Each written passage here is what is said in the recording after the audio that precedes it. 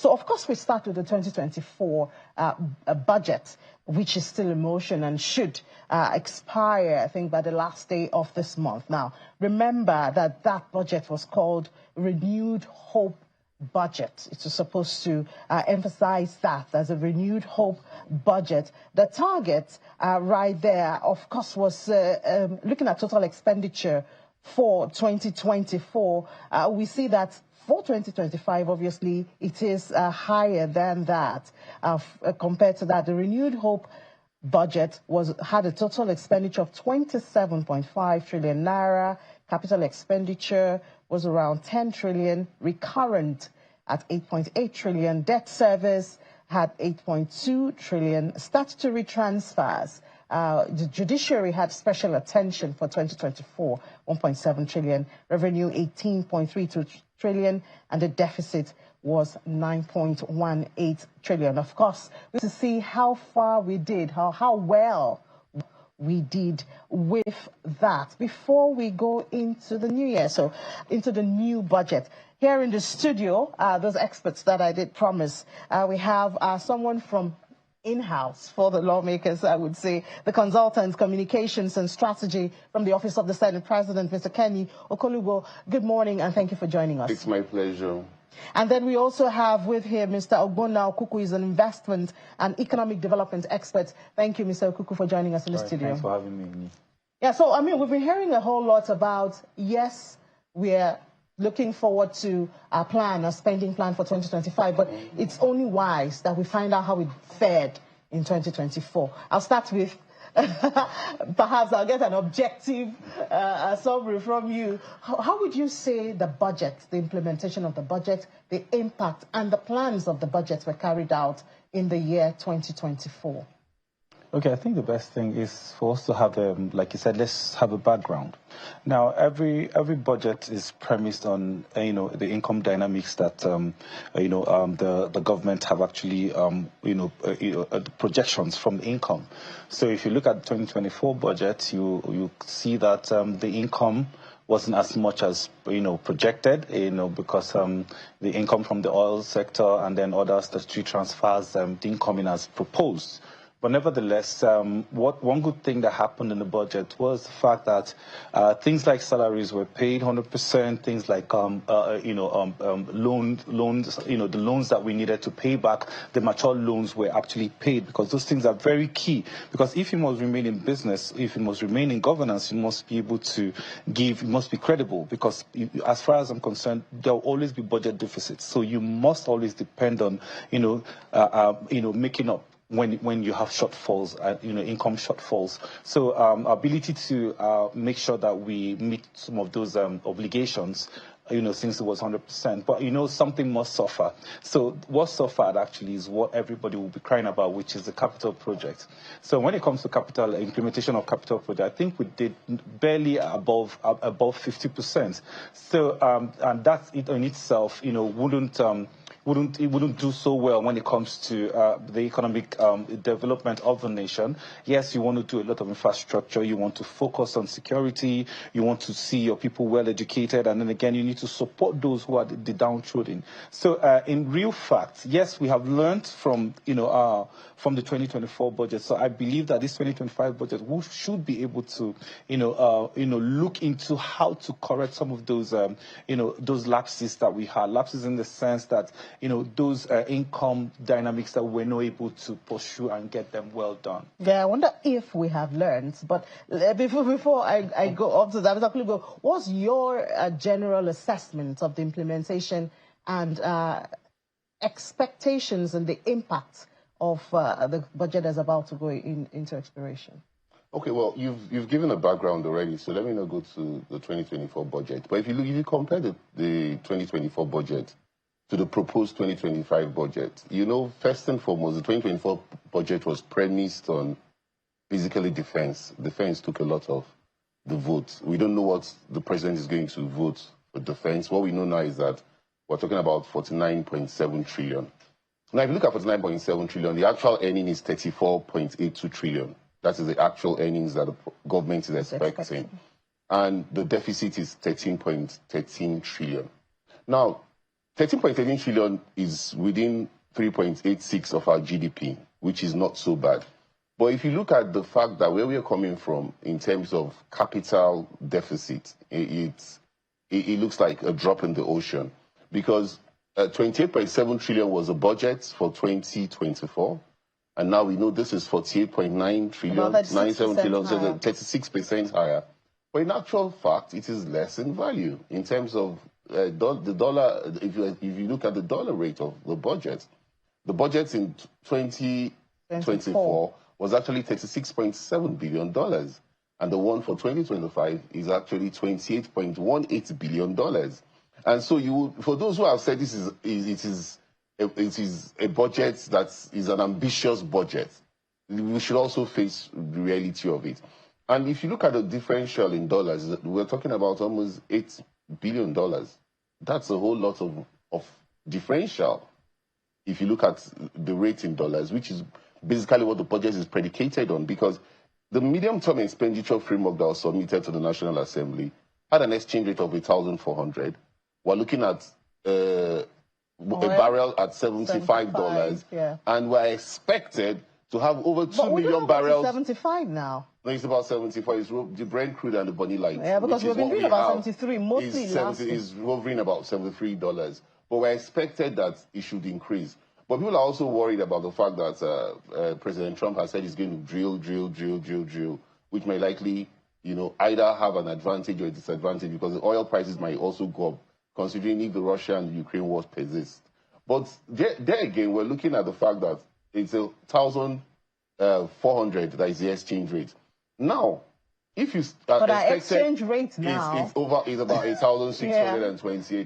Now, so if you're expecting to export about 2 million barrels, and we just did about 1.8 million barrels. Well, so OPEC says 1.4. No, but it's actually 1.8 as at now. So the security situation would also determine the fact that what we are going to export from the oil-producing areas will be consistently at 2 million barrels plus.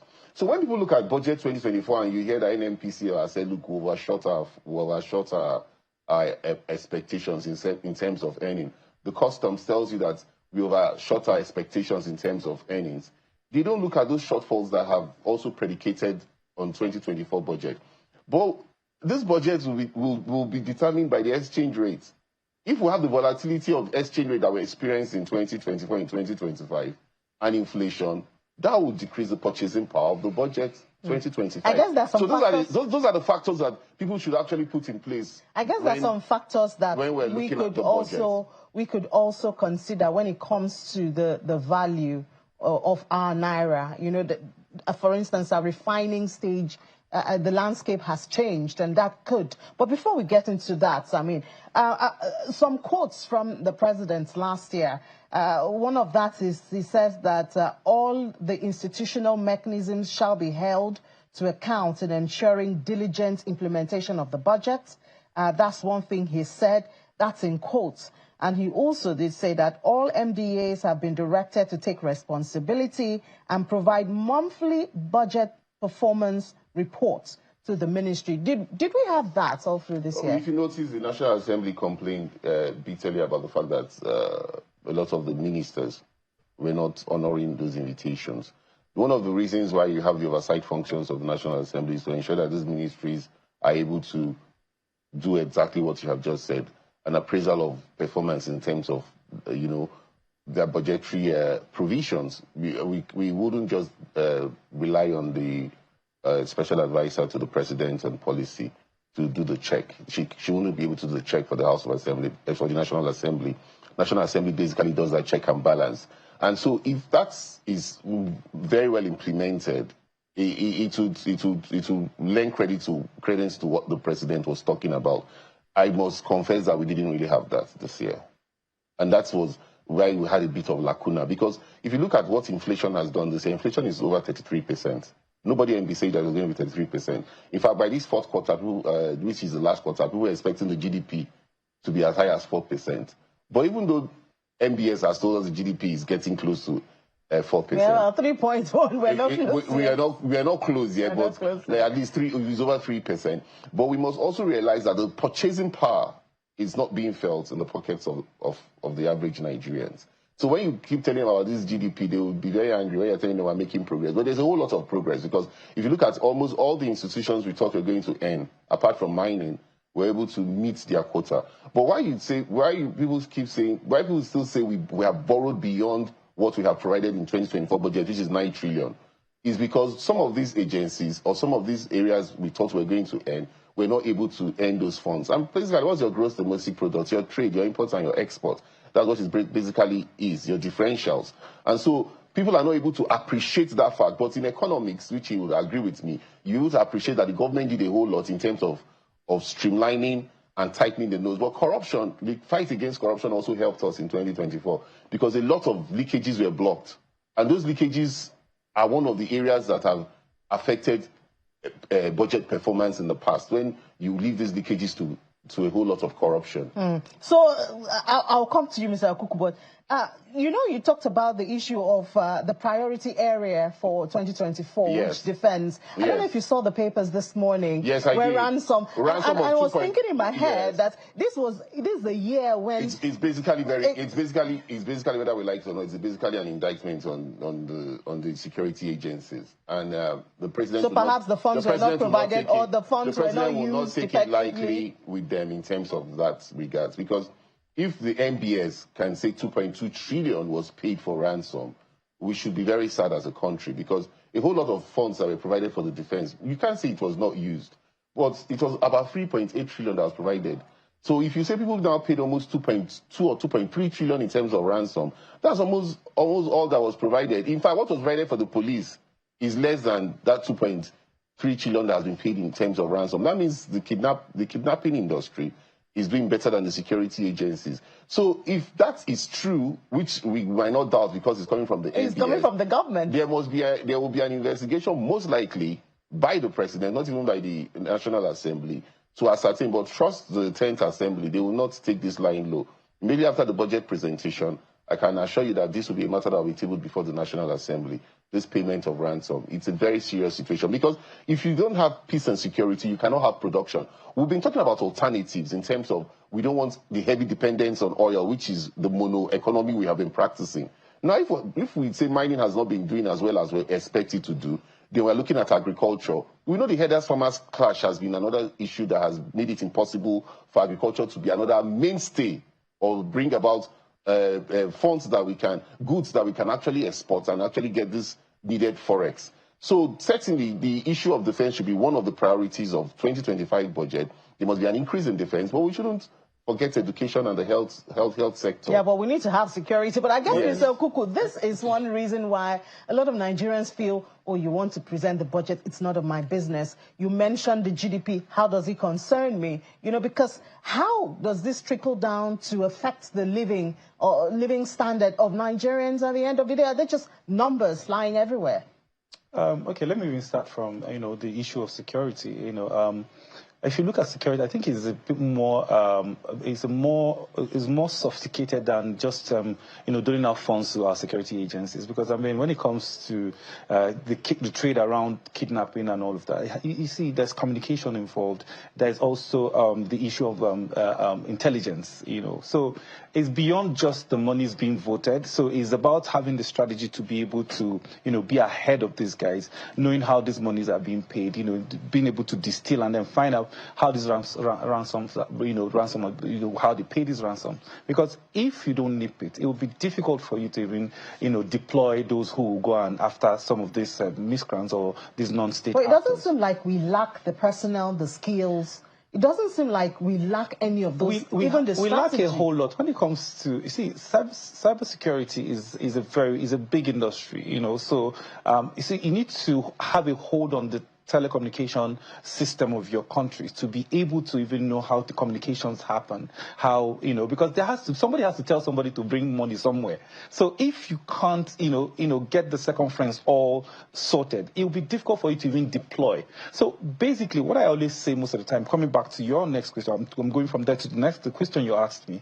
See, if you have been living in a bubble, see, we only pride ourselves as the giant of Africa. There are basic things we don't have. So you can't be talking about, we're still talking about railways in Nigeria. So if you speak about solid mineral, for example, these are heavy metals that can't run on the roads. So these are things, for you to have an efficient, functional solid mineral industry, you must have a railway that can convey those goods and services to the consumers or to the export corridor. So as far as I'm concerned, we're still trying to build an economy. So we're at the foundational stage of an economy, trying to build our economy. So that's why our investment must go to infrastructure, those basic infrastructure that will help us, that will support agriculture, that will support solid mineral, like we mentioned. Even the oil sector we're talking about, we've not been able to add value to our oil. So I guess that's why we keep talking about what's our capital expenditure plan? How much of it gets done, before the budget actually expires? So which is key.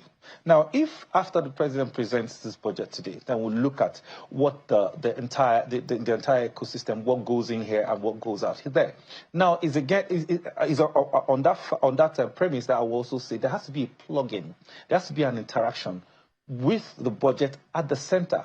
Budget at the subnational budget at the center, because we can't be working across each other. Because if there is no confluence, it becomes a bit more difficult, because when these monies come, they distribute to the three tiers of government. And if the three tiers of government are not working together, we cannot achieve anything, because the funds are minimal. Because looking at the budget now and then the strength of our currency, so there has to be that conscious effort. That's that conscious a plan to make sure that we are all working in sync. Let's say, for example, you want to do Zamfara, so you need to know which railway is coming to Zamfara to move the lead and the gold that is in Zamfara. So the Zamfara state government must be able to fund, their own part, the components, so the local government itself has to be part of it. So these are the things we must begin to think of, so that beyond just, the federal government, pushing out funds, there has to be a strategy to get all levels of government to work I thought together. We had that strategy, Mr. Okoligo.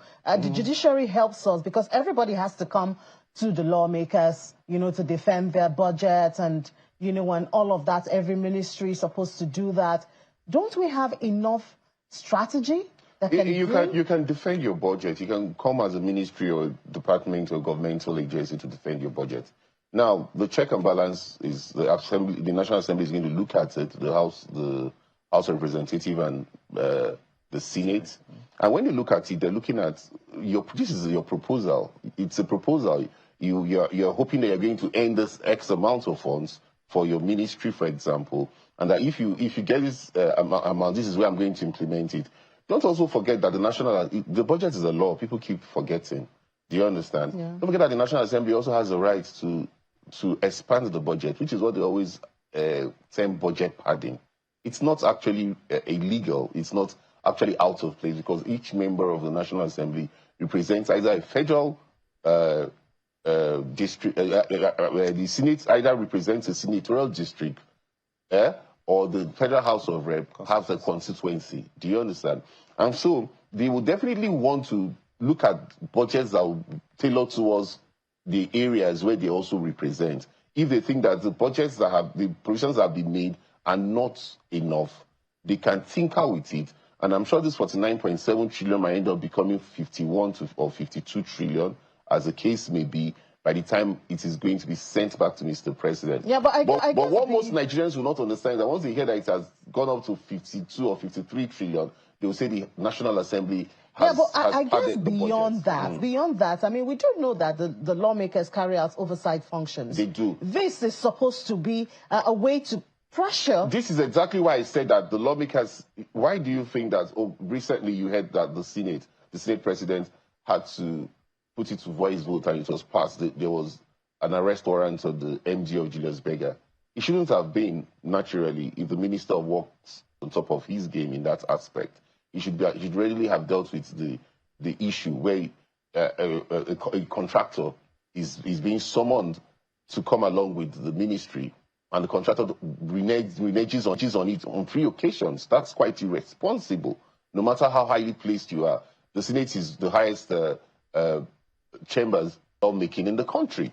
So what am I saying here? Those critical checks and balances are in place, but they often overlook it. And when you overlook it, it makes it now very difficult for you to track those budgetary implementation. For example, supplementary budgets had to come in because we did not envisage that there was going to be an increment in minimum wage.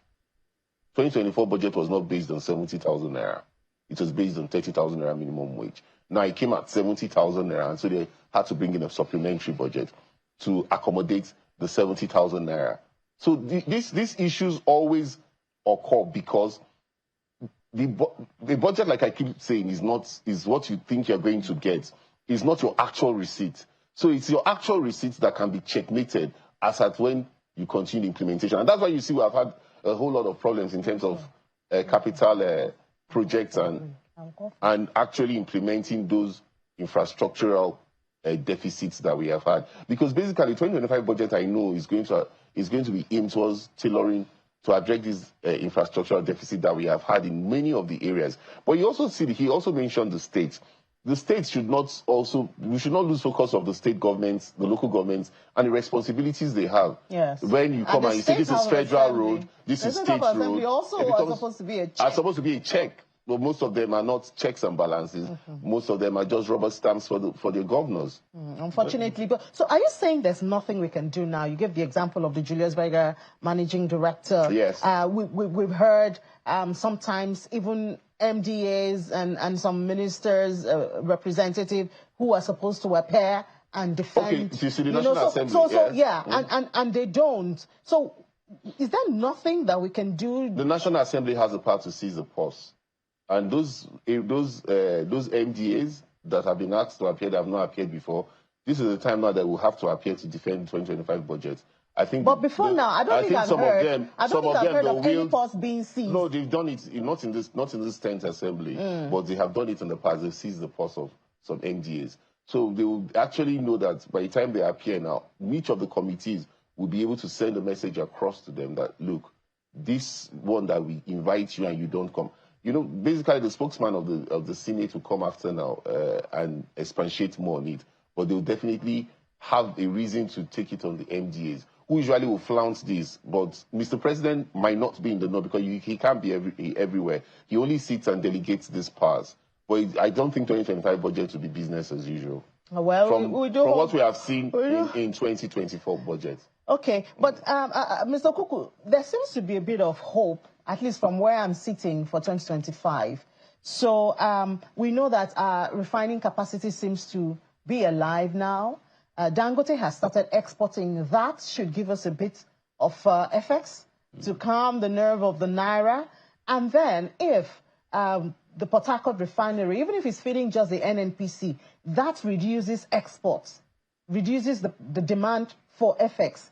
Do you see brighter days ahead? Do you think this 1,400 target benchmark for the dollar will be realistic in 2025? Being realistic, it's going to take a whole lot for us to achieve that, because, yes, the refining capacity is on the increase, and then we are seeing hope when it comes to our domestic refining capacity to increase. And then there's also the modular refineries that are going to come on stream in the next couple of months. But having said that, there are other issues that actually, mop up some of this of our FX, the FX earners. I'll give you a very simple example. I say this all the time. Until we have a well planned out, raw material supply strategy for our industries, it's going to be a bit difficult. Things like the dairy industry, the meat, the dairy industry. We spend over $600 million on importing dairy products into Nigeria. Every single drug people take in this country is actually, the APIs are imported from India and other parts of the world. So that means what we do, we assemble drugs in Nigeria. As little as candy, We actually assemble candy in Nigeria. We don't produce candy. Candy is made up of glucose syrup, water, coloration, and flavoring. This I just mentioned come from outside Nigeria, and the most 80% of it, which is glucose syrup, comes from cassava, potatoes, and then rice. So these are things we can actually make here. Go from Zamfara down to Iseyin. You can't find any factory where they make. Now that we have a separate ministry for industry, do you think that perhaps that will bring focus to this? That's what I'm saying. So the point still remains that there are a lot of work that needs to be done. Now, the industry distill, find out what the issues are, and then begin to create products that will support industrialization. Like I said, until we have a robust raw material supply strategy, we'll still be here, begging, because now if we increase if the money moves from petroleum product, it goes to the next issue. So we can't be importing everything. We can't depend on the foreigners to give us everything that we need. So we need to look at how to become productive. So I can see key things that I can if you look at what the central bank is trying to do now. Before now, the central bank tried to do the job itself. Before this new central bank government, before they put them in place, the other central bank tried to do the entire work. No, which was very wrong. All they needed to do was to support the government finance institutions. So those are the ones that have the capacity, the manpower to support industries. And you see, just a few weeks ago, you could see how much they gave out to support some industries. So these are things that must. So we're on the right track. Of course, we are on the right track. Okay, and I know, Mr. Okolibo, I know recently, I can't remember which of the House, they talked about the issue of exporting raw materials. I think they compel, you can only export after you have added value to stop that. But I do hope that we'll see more of that and go through the processes, and then we'll be able to. But gentlemen, just a minute, let's take a break now. When we come back, of course, we do have our correspondent right there giving us live feed and being our eyes, Emperor Simon. We'll hook up to him after this break, and then we will also be awaiting, of course, the arrival of the President Bola Tinubu, for the presentation of the 2025 appropriation bill. That's why we're here for you. Join us again.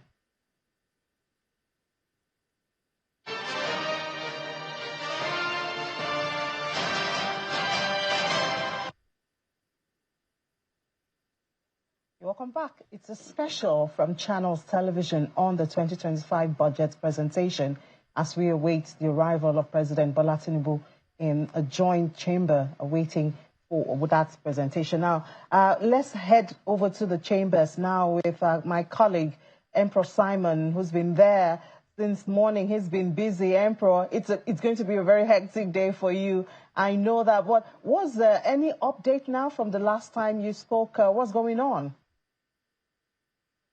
Yeah, thank you very much, Ini. As you pointed out, it's been a hectic day since 5:30 a.m. when I, arrived around this side. The fact is that the president hasn't come. It's still been awaited at this time. It's 12:04. Earlier, we got whispers that the proceeding might start exactly 12, but it's 12:04 and Mr. President is not here. But the joint session has commenced at this time. The President of the Senate arrived the Green Chamber at exactly 11:43, and with that, the joint session of the National Assembly started. Deliberations are ongoing on other matters apart from the 2025 budget presentation. We also have ministers of the Federal Republic who are here. We have heads of agencies and parastatals who have also showed up in solidarity with Mr. President. We also have some governors. Earlier we saw the governor of Kwara State, who is the chairman of the Nigerian Governors Forum. We saw the governor of Imo State, Governor Hope Uzodinma, who is the chairman of the Progressive Governors Forum. So preparations are on top gear, waiting for President Bola Tinubu to arrive. Many security guys from the State House are here. The sergeants at arms are also waiting to welcome Mr. President as he comes to perform this constitutional duty. All right, Emperor, it does sound like the president should be well close, judging by the number of people that you say are already there, the security and some members of the executive already there. But from experience, can you just give us an idea how it works? So the president comes in, heads into the joint meeting in the chamber, and he talks. Are cameras allowed in? You know, just how long does it take? Give us a picture of what we are likely to see based on past experience. Yeah, so generally what we have seen from previous budget presentation is that the president on arrival is received by the sergeants in arms and a few other persons here at the National Assembly, and then he's ushered into the chamber. Of course, this time it's the Green Chamber, which is the biggest because of the number of the members of the House of Representatives.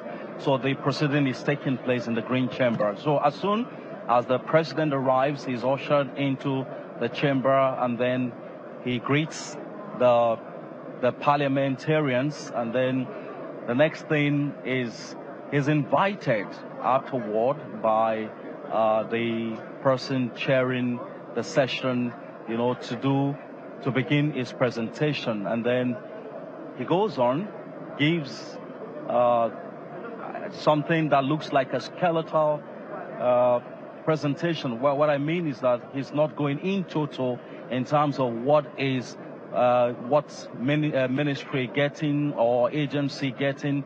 But he tells us the entire budget portfolio, what he is projecting that his government will spend in 2025.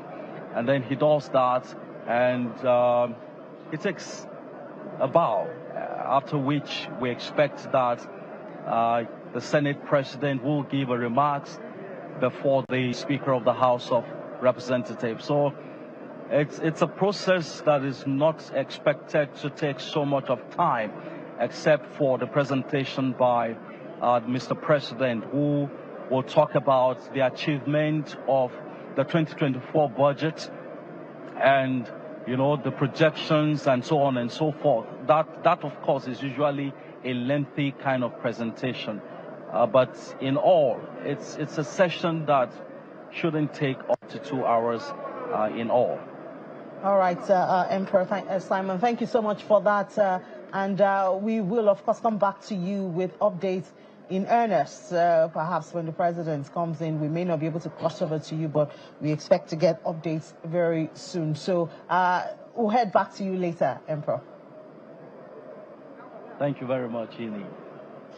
All right, so there we have it. We're waiting the president's arrival. Yes. And everybody seems to be seated, because he did say that you have the ministers, you have even the security personnel. Yes. So I guess the president should be somewhere around the corner. We were supposed to start at 12 o'clock, but, you know, maybe one or two things have held it up. Yeah. And I remember you were saying something before we went on the break. The bill you're talking about is the cassava bill, I'm sure you're talking about. Yeah. The 20% bill. That bill is by Salisu Mustafa, the senator from Kwara. What that bill says is it's gone through second reading. It's saying that 20% of high-yield cassava flour should be added to wheat. And, you know, if that bill passes, you know everybody produces cassava. In Kano, you can produce cassava. In my village, Ubiaruku, you produce cassava. In Lagos, you produce cassava. So there's nowhere you don't produce cassava. So the bill is geared towards ensuring that we support the local farm produce, and we are also able to subsidize the import of, technically reduce the import of wheat. The thing is, I mean, even now, I mean, the Minister of Aviation is talking about, you know, Flying Nigeria Act and all that. That's true. You know, we've had bills, laws, policies that are supposed to impress on us as Nigerians to change our taste buds and consume more of local. But it seems it's a difficult one, you know? But this becomes effective because by the time you insist on the fact that you must have 20% and it becomes a law, people are more wary of just a policy. Policies, they don't try to keep to it. When it becomes a law, yes, the implementation... But there has to be a system that will enforce the law. And enforcing the law matters. Exactly. That's why you see there's a committee that is on legislative enforcement of whatever decisions that are taken by the Senate. All right. I think it'd be a good thing to come in here because, you know, when it comes to cassava, I'm very passionate about I know cassava. you talked about, the fact that we still import, or we just put together. We actually assemble things that cassava would have been able to help us do. Now, okay, so let me put it this way. This information is very key. Now, we are the largest producer of cassava in the world. Nigeria is the largest producer of cassava in the world. I think yam also. I'm just focusing on cassava. Okay. Now, Thailand is the second largest producer of cassava in the world. Nigeria earns less than $100 million from cassava, while Thailand earns about $2 billion every year from cassava. What does that tell you? There's something we're not doing right when it comes to cassava. Now, for you to do anything meaningful around cassava, you must have a large acreage of cassava farm. The World Cassava Day 2018 actually spoke there in Paranava in Brazil. So what I found out was the smallest farm in Brazil, right, is not less than 28,000 hectares. The largest cassava farm we have in Nigeria is less than 10,000 hectares. So what does that tell you? So for you to be able to produce, ethanol comes from cassava. That's the fastest way to get cassava. So you see all the imports we do on ethanol for us to feed the beverage industry, the distilleries in Nigeria, and all of that. So we still import a lot of ethanol into Nigeria. So for that to happen, is a whole gamut of issues that must occur. You must be able to cultivate at least, for you to do 6 million liters of ethanol, you must cultivate at least 2,000 hectares at an average yield of 28 tons per hectare. We have never gotten up to 20 tons per hectare in the entire nation.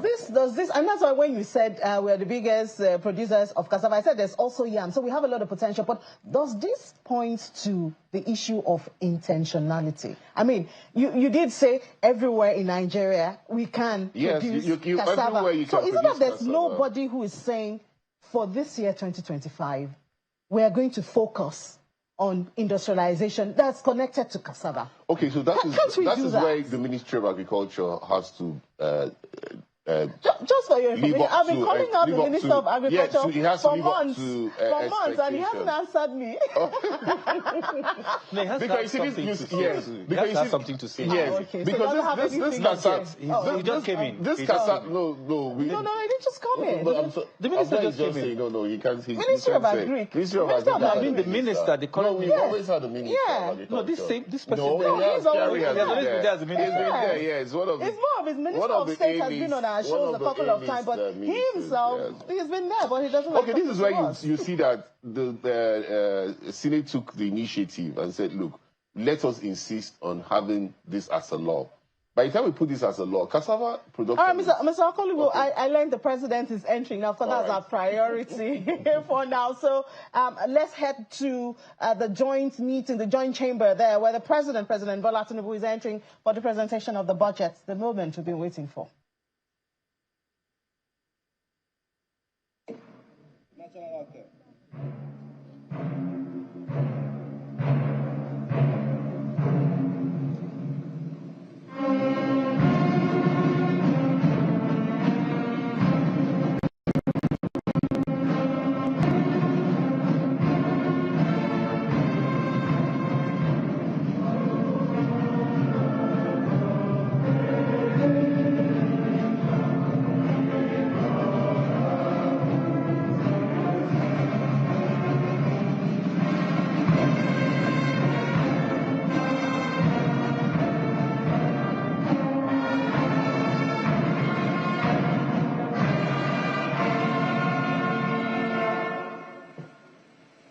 While we are standing, may I invite distinguished Senator Abdulaziz Yaradua, Chairman, Northern Senators Forum, to give us the opening prayers in the Islamic way. Sallallahu Alaihi Kareem. Allahumma salli ala Muhammad wa ala ali Muhammad. Kama sallaita ala Ibrahim wa ala ali Ibrahim fil alamin innaka Hamidum Majid. Allahumma barik ala Muhammad wa ala ali Muhammad. Kama barakta ala Ibrahim wa ala ali Ibrahim fil alamin innaka Hamidum Majid. Praise be to Allah, the Lord of the worlds, the beneficent, the merciful, Master of the day of judgment. Thee alone we worship, and Thee alone we seek for help.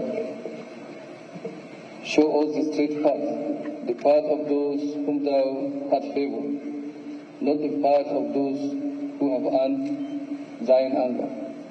ربنا لا تؤاخذنا إن نسينا وأخطأنا ربنا ولا تحمل علينا إصرا كما حملته على الذين من قبلنا ربنا ولا تحملنا ما لا طاقة لنا به واعف عنا واغفر لنا وارحمنا أنت مولانا فانصرنا على القوم الكافرين اللهم صل وسلم وبارك على نبينا محمد سبحان ربك رب العزة عما يصفون وسلام على المرسلين والحمد لله رب العالمين.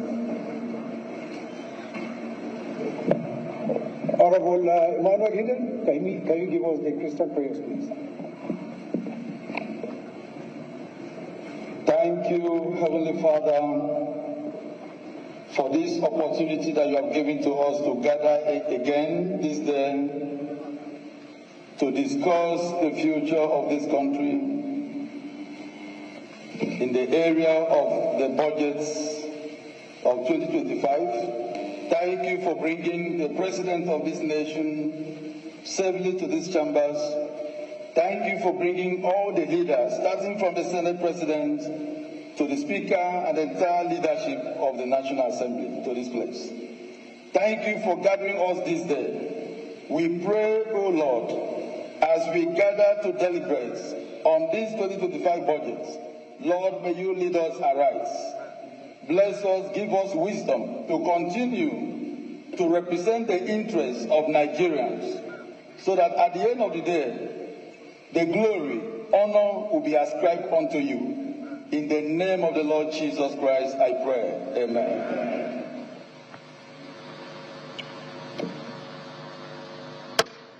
Please be seated.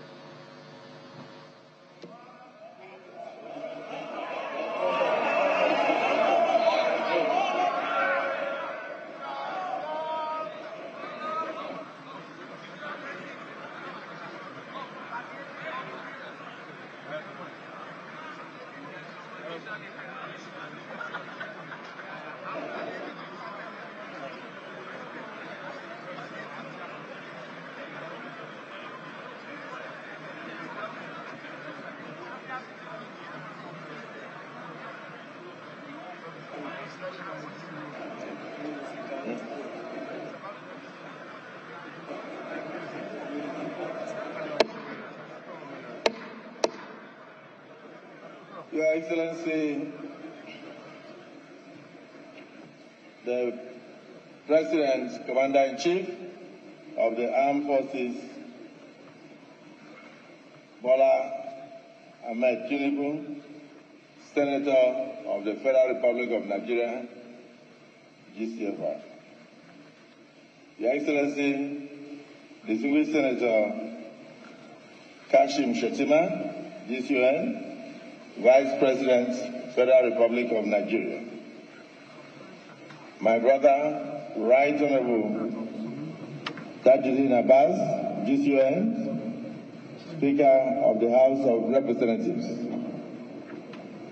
My Lord, Justice Kujirat Kekerekun, GCUN, Chief Justice of Nigeria.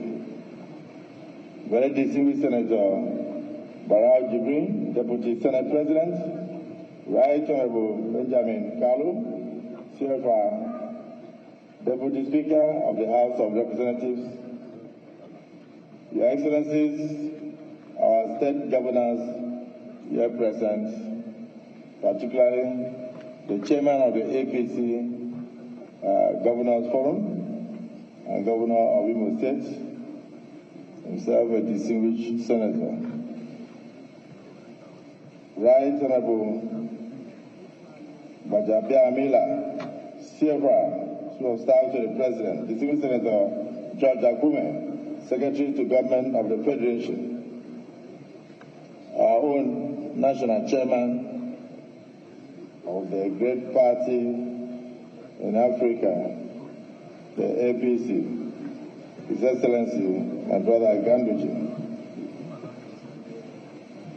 distinguished senators, members of National Assembly, heads of civil service, members of the Diplomatic Corps, Chairman National Assembly Service Commission, and Commissioners, Clerk to the National Assembly, Deputy Clerk to the National Assembly, Clerk of the Senate and Clerk of the House of Representatives, Secretaries of Directorates of the National Assembly, Head of Security Agencies here present, Head of all federal government parastatals, National Assembly, management staff, invited guests, ladies and gentlemen. A call to unity and progress of the Federal Republic of Nigeria. As a testament to our enduring democracy and the collective aspirations of our great nation, we gather in this venerable chamber where the echoes of democracy resonate with the hopes and dreams of our people. Together, we stand on the cusp of transformation, eager to turn these hopes and dreams into a living reality for the good people of this nation. To put the bows and joints in turning these aspirations into tangible outcomes is our esteemed colleague, a member of the National Assembly, distinguished senator, an indomitable statesman, who today, by the grace of God, happens to be the first ambassador of the National Assembly to become the President and Commander-in-Chief of the Armed Forces of the Federal Republic of Nigeria, His Excellency Senator Bola Ahmed Tinubu, GCFR. So we welcome you.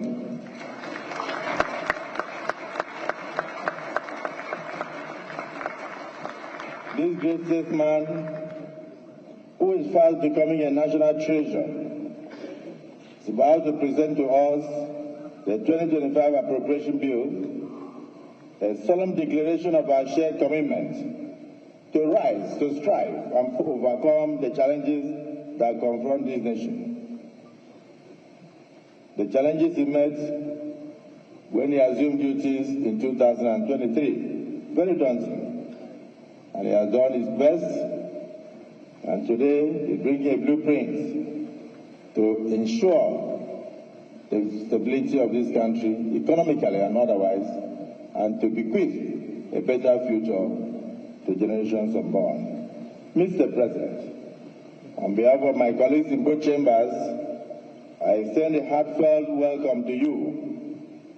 We also recognize the presence of our esteemed Vice President, Senator Kashim Shettima, GCN, our Secretary to Government, George Akume, the Minister of Finance and Coordinating Minister of the Economy, Mr. Adebayo Olawale Edu, the Honorable Minister of Budget and Economic Planning, distinguished Senator Abubakar Atiku Bagudu, the Honorable Minister of the Federal Capital Territory, His Excellency Chief Nyesom Wike, CON, Mr. Projects, the Chief of Staff to the President, as earlier stated, and all members of your delegation from the Federal Executive Council, along with your entire entourage. Your Excellency, your leadership shines like a beacon of hope, illuminating our path forward in these challenging times. As you profoundly stated, and I want to quote, a nation is built not merely by the bricks and mortar of its structures, but by the resilience and determination of its people, unquote. This truth resonates deeply, reminding us that it is the spirit of our citizens that defines our nation, and not just the infrastructure and edifices that we construct on a daily basis. Under your administration, we have witnessed remarkable strides in economic reforms. aim at enhancing our nation's stability and growth. The courageous decisions we've had to take, removal of fuel subsidies, though challenging, showcases your unwavering commitment to redirecting resources to critical sectors such as education and health.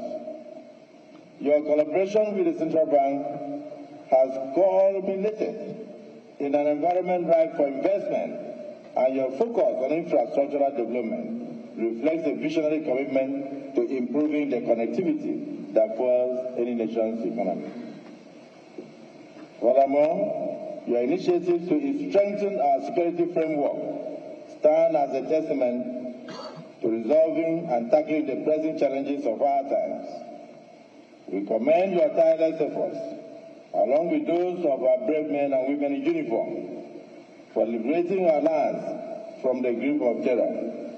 I dare say that today, no community in Nigeria is under the flag of Boko Haram, a monumental achievement that we must celebrate with you. The reduction in kidnapping incidents and the neutralization of over thousands of terrorists and insurgents remain another major testament to your patriotic zeal, your strength, and your determination to change the future of this country. Your dedication to fostering international relations paves the way for fruitful partnership that will propel our nation forward. We are witnessing a resurgence in foreign direct investment, made possible by your visionary directives that ease the visa processes for Nigerians traveling to other countries. We are now beginning to have respect internationally. And at the same time, we welcome investors and tourists alike to our country. Your innovative approach in our different embassies and the Ministry of Foreign Affairs have opened new doors for Nigerians and its people. Today, Nigerians can get visa on arrival in many countries in the world. And for these diplomatic shuttles that have shown results, we thank you. The introduction of social welfare programs embodies your unwavering belief in uplifting the living standards of the ordinary citizens of this country. You remind us, sir, that our nation is not merely constructed on bricks and mortar, as you always say, but the resilience and determination of our people. Nigerians are taking notice of all your remarkable achievements, sir. You may not know this because the villa is very lonely. You have doubled and aggregated government revenues to over 18.3 trillion, reduced debt servicing expenditures from 97% of our income, which we use for debt servicing. Today we have reduced it to 68%. 68%. We have fulfilled $7.5 billion in foreign exchange obligations. $7.5 billion in foreign exchange obligations. We have increased oil production to about 1.8 million barrels per day, something you met at 900. We have launched the compressed natural gas initiative in order to ensure clean energy for Nigerians and ease of movement across the country. Your administration has processed over 45.6 billion naira worth of student loans, something that we used to hear of in other countries.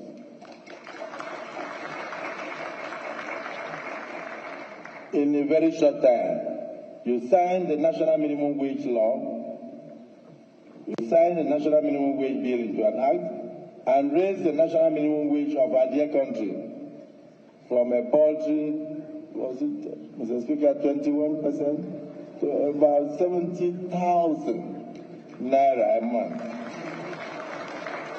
And I want to thank our governors who followed suit and raised the bar, some 85,000, some 95,000, and still going, which shows the care that you have given direction that we should give to the vulnerable and the less privileged in our society. All this while providing over 570 billion naira in financial support to the states of the Federation. And I do know that the governors in private will acknowledge that they've received a lot of initiatives from you in this direction. Mr. President, we commend you on your groundbreaking tax reform initiatives. Though misunderstood, though many have not even opened any page, but they are sitting on television and doing a lot of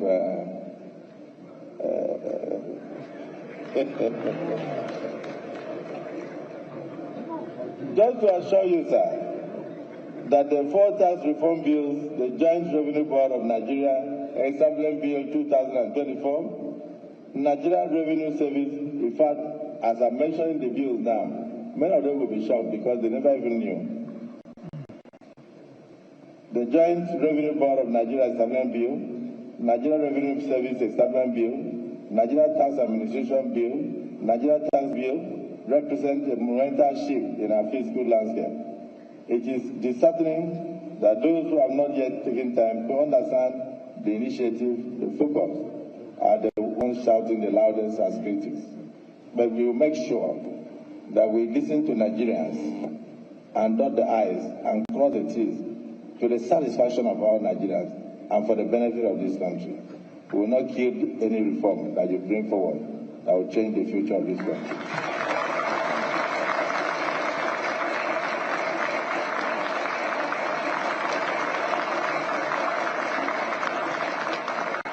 We cannot do the same thing over and over and expect a different result. And therefore, I urge all Nigerians, especially those in public offices, to engage with these vital reforms thoughtfully, very thoughtfully. This initiative marks the first comprehensive tax reform Nigeria has had since independence, a very transformative opportunity for rejuvenating and small and medium enterprises and enhancing the livelihood of ordinary Nigerians.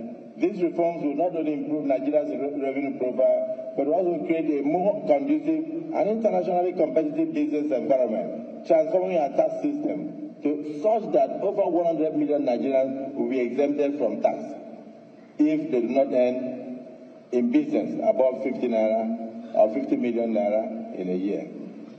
Notably, your infrastructural renaissance has paved the way for many roads, including the coastal road, the crucial arteries in Abuja capital city. Imagine Abuja now, looking almost like London. And other parts of our country. These developments are not merely about concrete. These developments are not merely about concrete and asphalt. They represent the livelihood of our economy, connecting our people and fostering growth. This is why the relationship between the executive arm of government and the legislative arm of government is built on trust, faith, and unwavering patriotism. You have demonstrated through your action, words, and demeanor that you are deserving of our trust and our holy trust. Together, we shall continue on the path of nationalism and service to our country, ever mindful of our duty to the good people of this country. Your Excellency, we have noted the 2024 budget performance of about 50% for capital expenditure and about 48% for recurring expenses. Given this great achievement, we have deemed it necessary to extend the lifespan of the 2024 budget to June 30th, 2025. The enabling law for this extension will soon be placed before you for your assents as a testament to our appreciation for the great performance of the budget, ensuring that we build on the momentum so far created. Finally, sir, we commend your steadfast commitment to our collective and collaborative cooperation with the National Assembly to achieving your grand vision for Nigeria. Let me take this opportunity to stress the importance of the need for the honored ministers and heads of extra-ministerial departments to respond promptly to requests from National Assembly whenever they are invited, particularly this period, to come and defend their sectoral allocations in the exercise of our legislative oversight. They should not see invitations as nuisance. They should know that any invitation is constitutional, and we also have constitutional powers to take further action where they refuse to appear.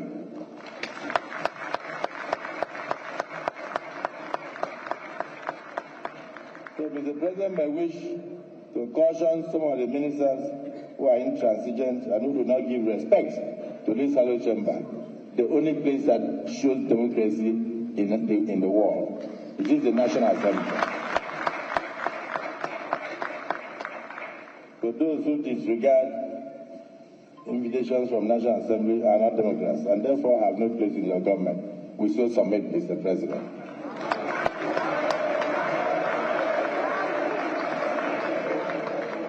In spite of all our achievements, Mr. President, and my great compatriots, we must say it is not yet Uhuru.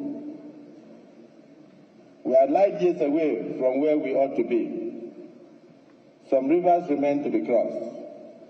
The pains Nigerians feel now are mainly the pains of hardship occasioned by reforms, but let's look at those pains as pains of birth and childbirth.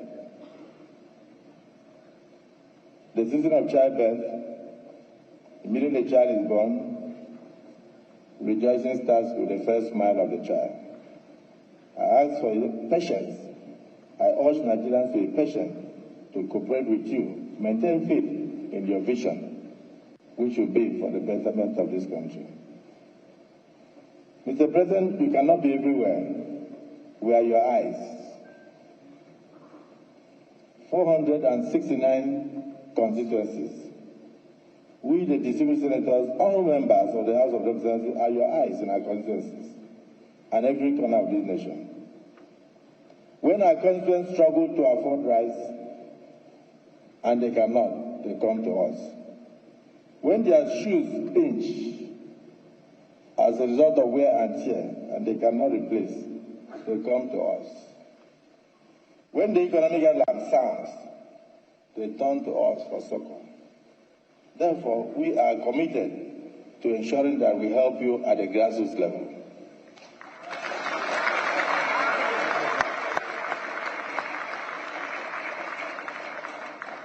Let no one attempt to bring the counsel of Ahithophel to bear that consistency projects out.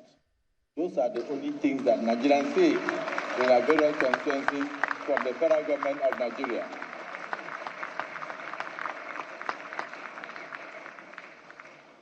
So I want to take a moment to appreciate the tireless efforts of the National Assembly members, both the senators and House of Representatives, who struggle on a daily basis to use their personal finances in order to help Mr. President when he's not available.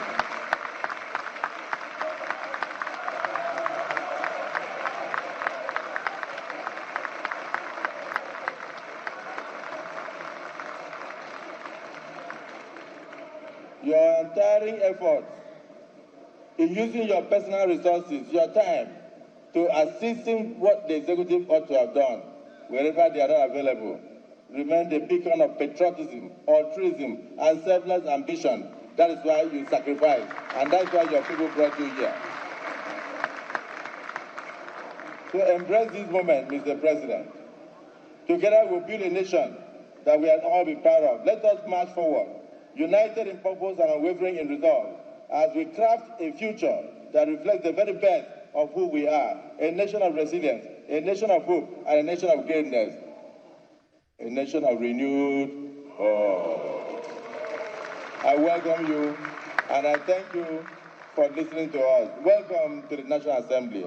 May we now invite our distinguished president, a man of focus, a man who loves the National Assembly, the one that will support you to support your constituents, to now present the 2025 budget.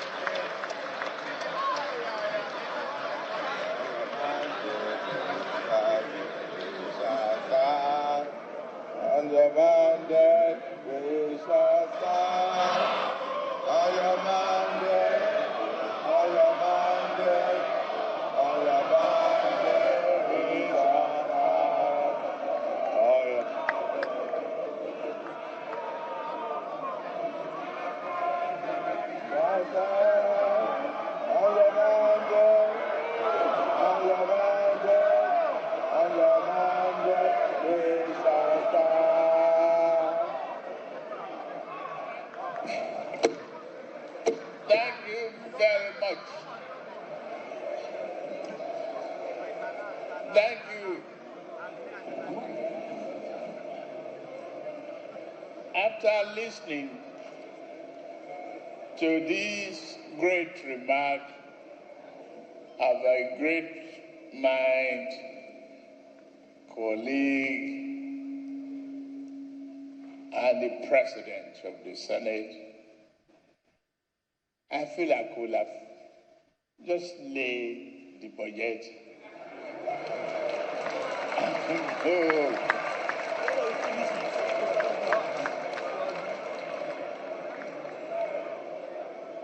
With your rendition of the mandate support, I can't do otherwise. I must but respect you and go through the exercise of reading. It is a great honor and pleasure for me to be back where I started.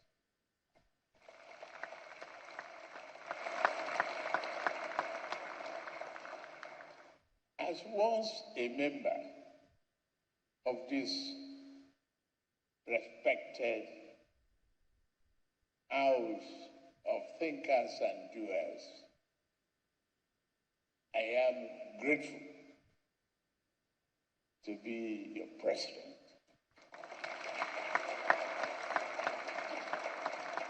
And to be here to see so many faces of my friends, colleagues, and compatriots. I thank you very much, President of the Senate, Honorable Speaker of the House of Representatives, Principal Officers of the National Assembly, Executive Governors here present, distinguished senators, honorable members of the House of Representatives, National Chairman, my friend of our Progressive Congress, and the Secretary to the Government of the Federation, the honorable ministers here present, National Security Advisor, Head of Civil Service of the Federation, Clerk of the National Assembly, Senior Government Officials, Gentlemen of the Press, distinguished guests, ladies and gentlemen. In fulfillment of one of my constitutional duties, and with unyielding commitment to rebuilding Nigeria towards ensuring that we remain steadfast on the journey to a prosperous future, I hereby present the 2025 budget to the joint section of the 11th National Assembly. 10? I wrote 11.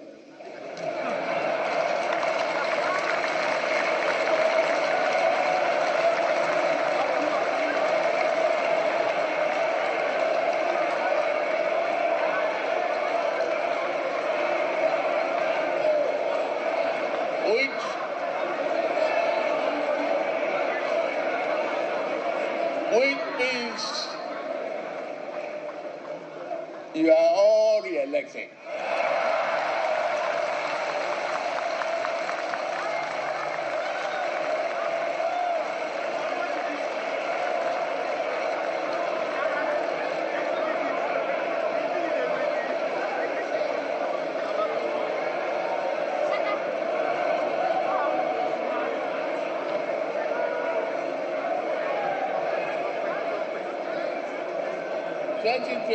Budget at a time when our country is at a crucial point in its development trajectory. The 2025 budget proposal again reinforces our administration's roadmap to secure peace, prosperity, and hope for a greater future for our beloved nation. This budget christened Budget of Restoration, Securing Peace, Building Prosperity, strikes at the very core of our renewed hope agenda and demonstrates our commitment to stabilizing the economy, improving the lives and repositioning our country for greater performance. The journey of economic renewal and institutional development, which we began 18 months ago, and I emphasize just 18 months ago, as a nation, is very much underway. It is not a journey of our choosing, but one we have to embark on for Nigeria to have a real chance at greatness. And I thank every Nigerian for embarking on this journey of reform and transformation with us.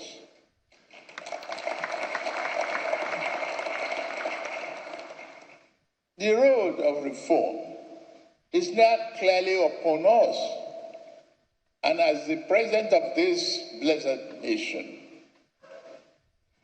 I know this less traveled road has not been easy,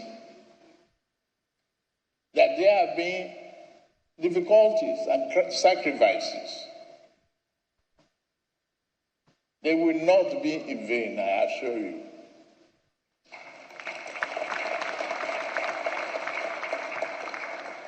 I say we must keep faith with the process to arrive at our collective desired destination.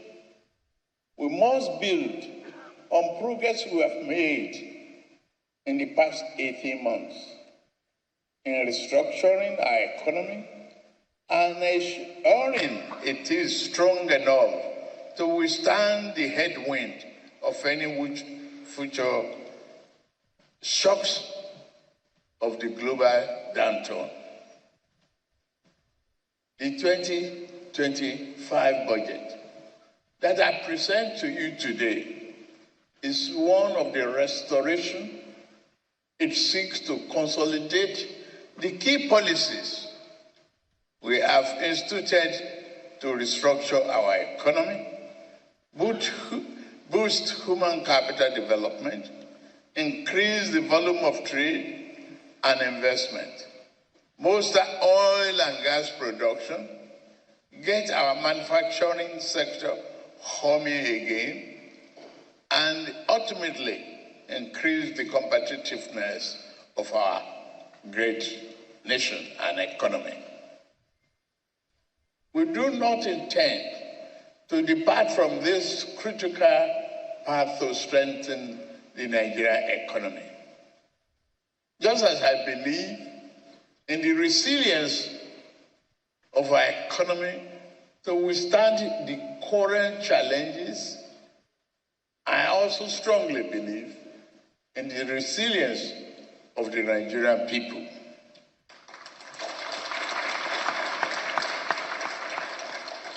Again, I summon the unstoppable Nigerian spirit to lead us as we work to rebuild the fabric of our economic and existence.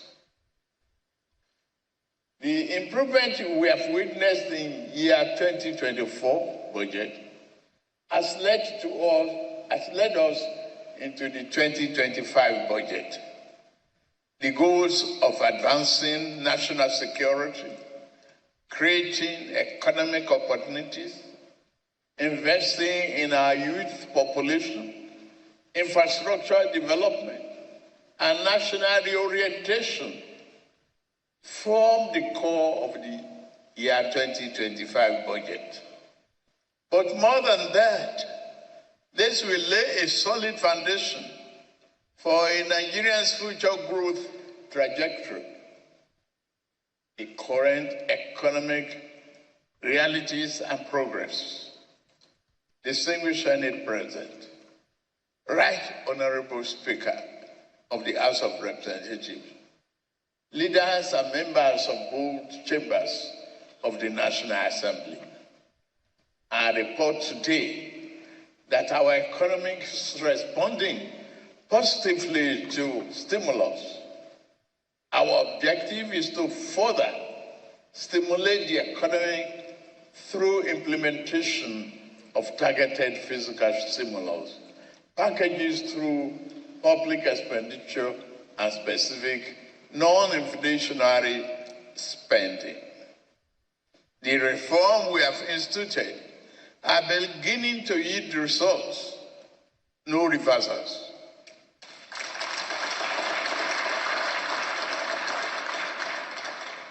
Nigerians will soon experience a better and more functional economy. Global economic growth for the outgoing year in year 2024 was projected at 3.2%, and against predictions of our countries, we have made significant progress. Our economy grew by 3.46%. Round it down, that is 3.5 of year 2024, up from 2.54% in the third quarter of year 2023. Our foreign reserves now stand at nearly $42 billion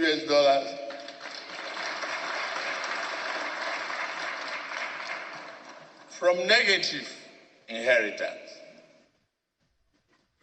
We are providing a robust buffer against external shocks. Our rising exports are reflected in our current trade surplus, which now stands at 5.8 trillion naira. National Bureau of Statistics confirms this. The clear result of gradual recovery, among others, reflected the resilience of our economy and the impact of deliberate policy choices we've made from the outset. For year 2024 budget performance, I'm happy to inform this August National Assembly that our administration attained remarkable milestone in implementing the 2024 budget. In 2024, we achieved 14.55 trillion naira in revenue, meeting 75% of our target as of the third quarter. 21.60 trillion naira in expenditure, representing 85% of our target, also in the third quarter. While challenges persist, we improved revenue collection and fulfilled key obligations. The transformational effect of this on our economy are gradually being felt. That drives me to the philosophy of the 2025 budget. The 2025 budget seeks to restore macroeconomic stability, enhance the business environment, foster inclusive growth, employment, and poverty reduction, promote equitable income distribution, and human capital development. This Our budget allocation reflects the administration strategy, the strategic priorities especially, and the implementation of the Renew Hope agenda and its developmental objectives. The 2025 budget overview. The numbers for our 2025 budget proposal tell a bold and exciting story of the direction we are taking to retool and revamp the socio-economic fabric of our society. In year 2025, we are targeting 34.8 trillion naira in revenue to fund the budget. Government expenditure in the same year is projected to be 47.90 million naira, including a trillion naira, including 15.81 trillion naira for debt servicing. I promise we have to bring this down.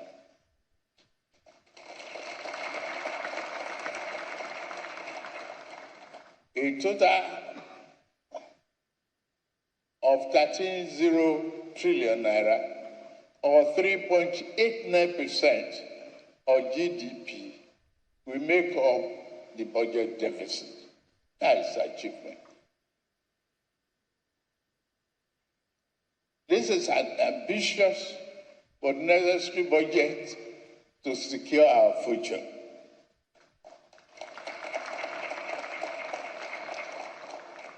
The budget projects inflation will decline from the current rate of 34.6% to 15% next year, while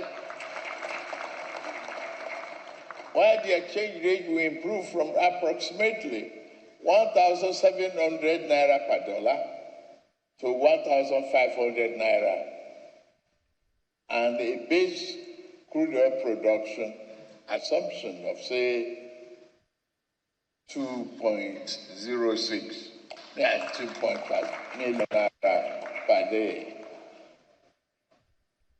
The projections are based upon the following observations. Reduce the importation of petroleum products alongside increased exports of finished petroleum products. Bumper harvest driven by enhanced security, reducing reliance on food imports, increasing foreign exchange inflows through foreign portfolio investments, higher crude oil output, and export coupled with a substantial reduction in upstream oil and gas production costs. Key priority areas: rebuilding Nigeria. Our budgetary allocation underscore this administration's strategic priorities, particularly in advancing Renew Hope agenda and achieving its developmental objectives. The highlights of the 2025 budget allocations: defense and security, 4.91 trillion naira. Infrastructure, 4.06 trillion naira. Health, 2.48 trillion naira. Education, 3.5 trillion naira.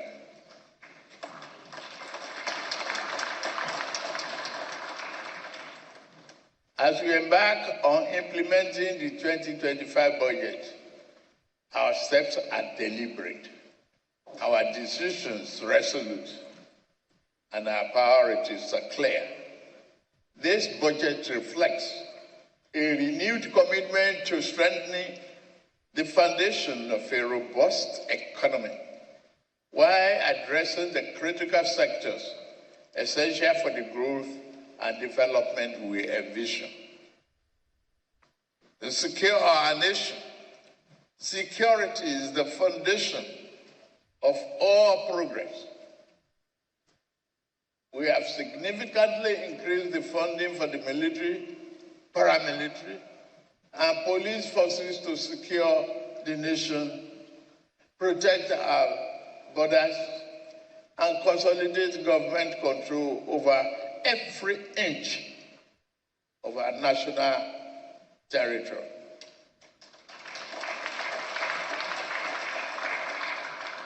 The government will continue to provide security forces with the modern tools and technology they need to keep us safe. Boosting the morale of our men and women in the armed forces will remain our government's top priority. The officers, men and women of our armed forces and the Nigerian police force are the shield and protectors of our nation. Our administration will continue to empower them to defeat insurgency, banditry, and threat to our sovereignty.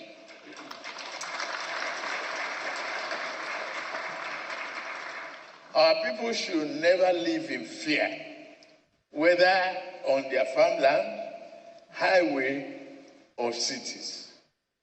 By restoring peace, we restore productivity, revive businesses, and rebuild our communities.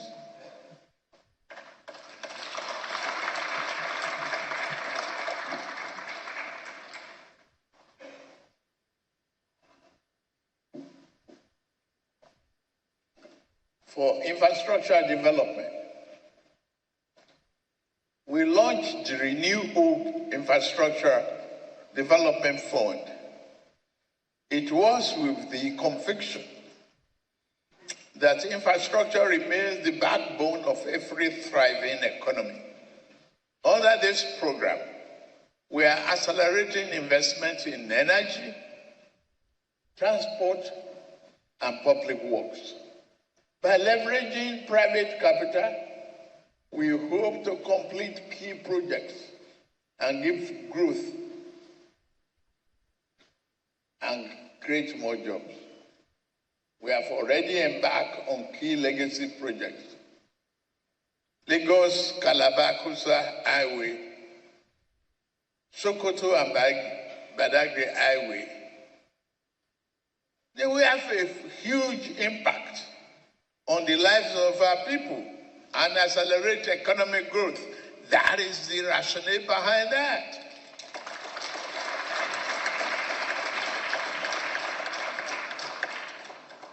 Human capital development. Our people are our greatest resource. That's why we are making record investment in education, healthcare, and social services. Our administration has so far disbursed 34 billion naira to over 300,000 students through the Nigerian Education Loan Fund, NEL Fund. In the 2025 budget, we have made provision for 825.90 billion naira for infrastructure development in the education sector. This includes those for the Universal Basic Education UBEC and the 9 new higher educational institutions.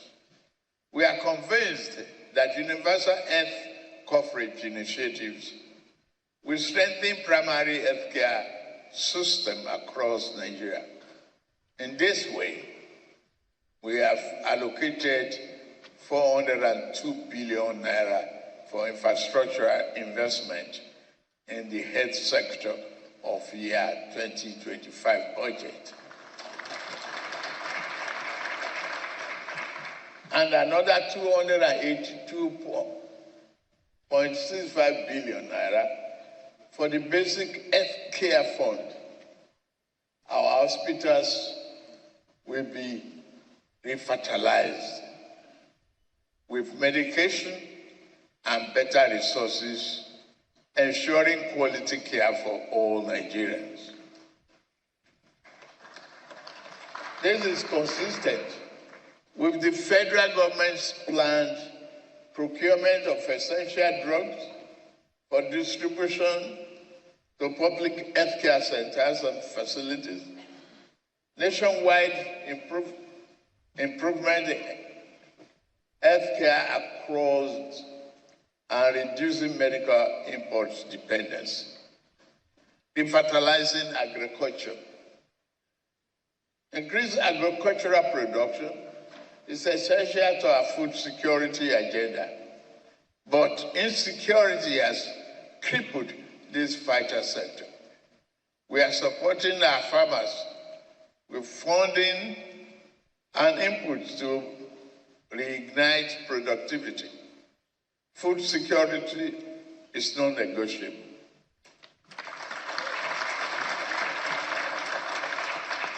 In this regard, we are taking bold steps to ensuring that every Nigerian can feed conveniently, and none of our citizens will have to go to bed hungry. Distinguished Senate, President of the Senate, Right Honorable Speaker of the House of Representatives, leaders and members of both chambers of the National Assembly, and fellow Nigerians, our 2025 budget proposal is not just another statement on projected government revenue and expenditure. It is one that called for action. Our nation faces essential threats from corruption and insecurity, and suffers from many past poor choices. These challenges are surmountable when we work collaboratively to overcome them. We must rewrite the narrative of this nation together with every leader, institution, and citizens playing their part. Get me right. The time for lamentation is over.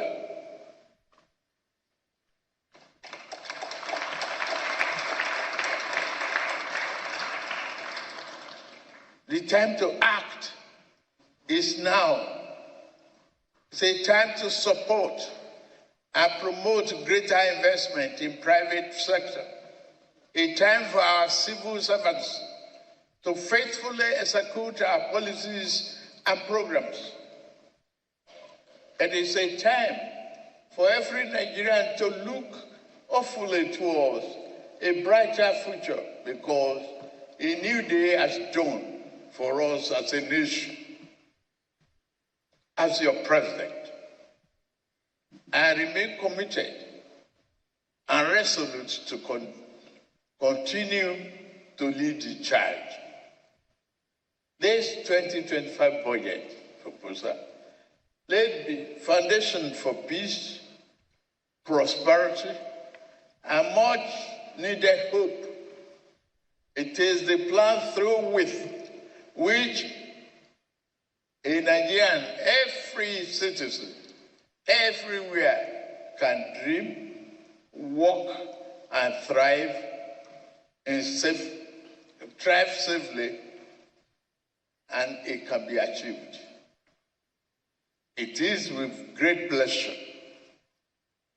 therefore, that I lay before this distinguished joint session of the National Assembly the 2025 budget of the Federal Republic of Nigeria, titled the Restoration Budget, Securing Peace, Building Prosperity, And may God bless and keep our troops fighting for our security safe. May God bless the armed forces of Nigeria. May God bless this Federal Republic of Nigeria. Thank you very much.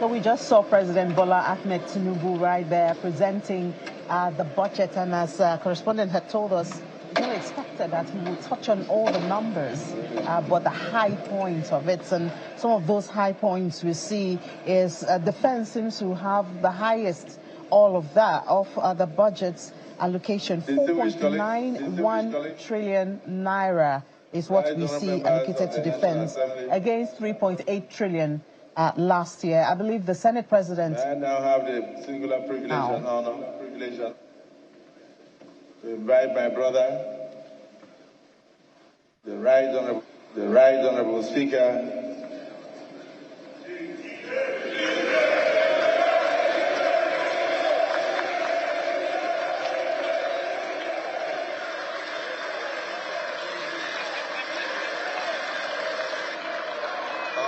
the House.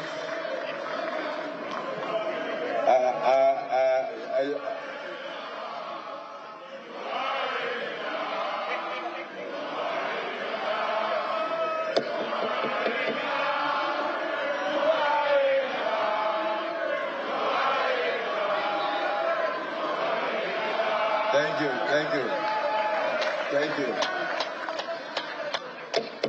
If you look around you, you'll notice that the senators are a bit quiet. The reason is that in the red chambers, we don't clap, we don't sing.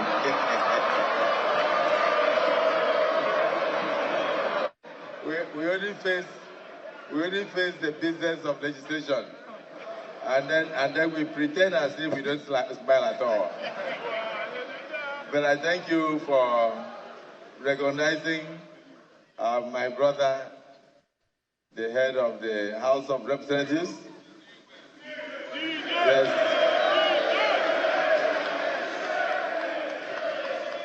Right Honorable Tajuddin Abbas, PhD, Professor, GCON. We will now give the vote of thanks.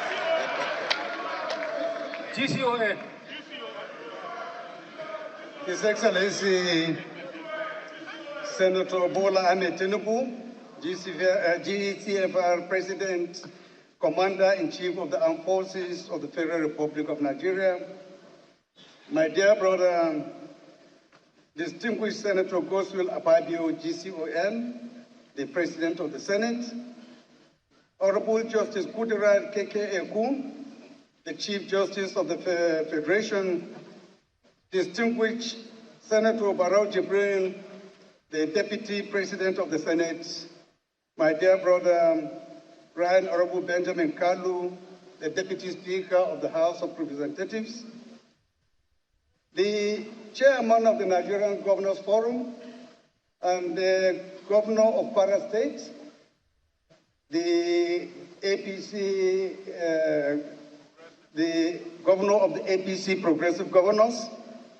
other governors present here, principal officers of the Senate and the House of Representatives, Excellencies, former presiding officers of the National Assembly, distinguished senators and honorable members of the House of Representatives, distinguished Senator George Akume, Secretary to the Government of the Federation, Right Honorable Femi Bajabiamila, the Chief of Staff to the President, members of the Federal Executive Council present here, Excellencies, the National Chairman of the greatest party in Africa, or Alaji Ganduje, other representatives of party chairmen here, head of civil service of the Federation, members of the diplomatic corps, the chairman of the National Assembly Service Commission and his commissioners, clerk to the National Assembly, deputy clerk to the National Assembly, clerk to the Senate and House of Representatives, secretaries of directorates of the National Assembly, head of security agencies, head of federal agencies and parastatals, National Assembly management staff, distinguished invited guests, members of the press, distinguished ladies and gentlemen.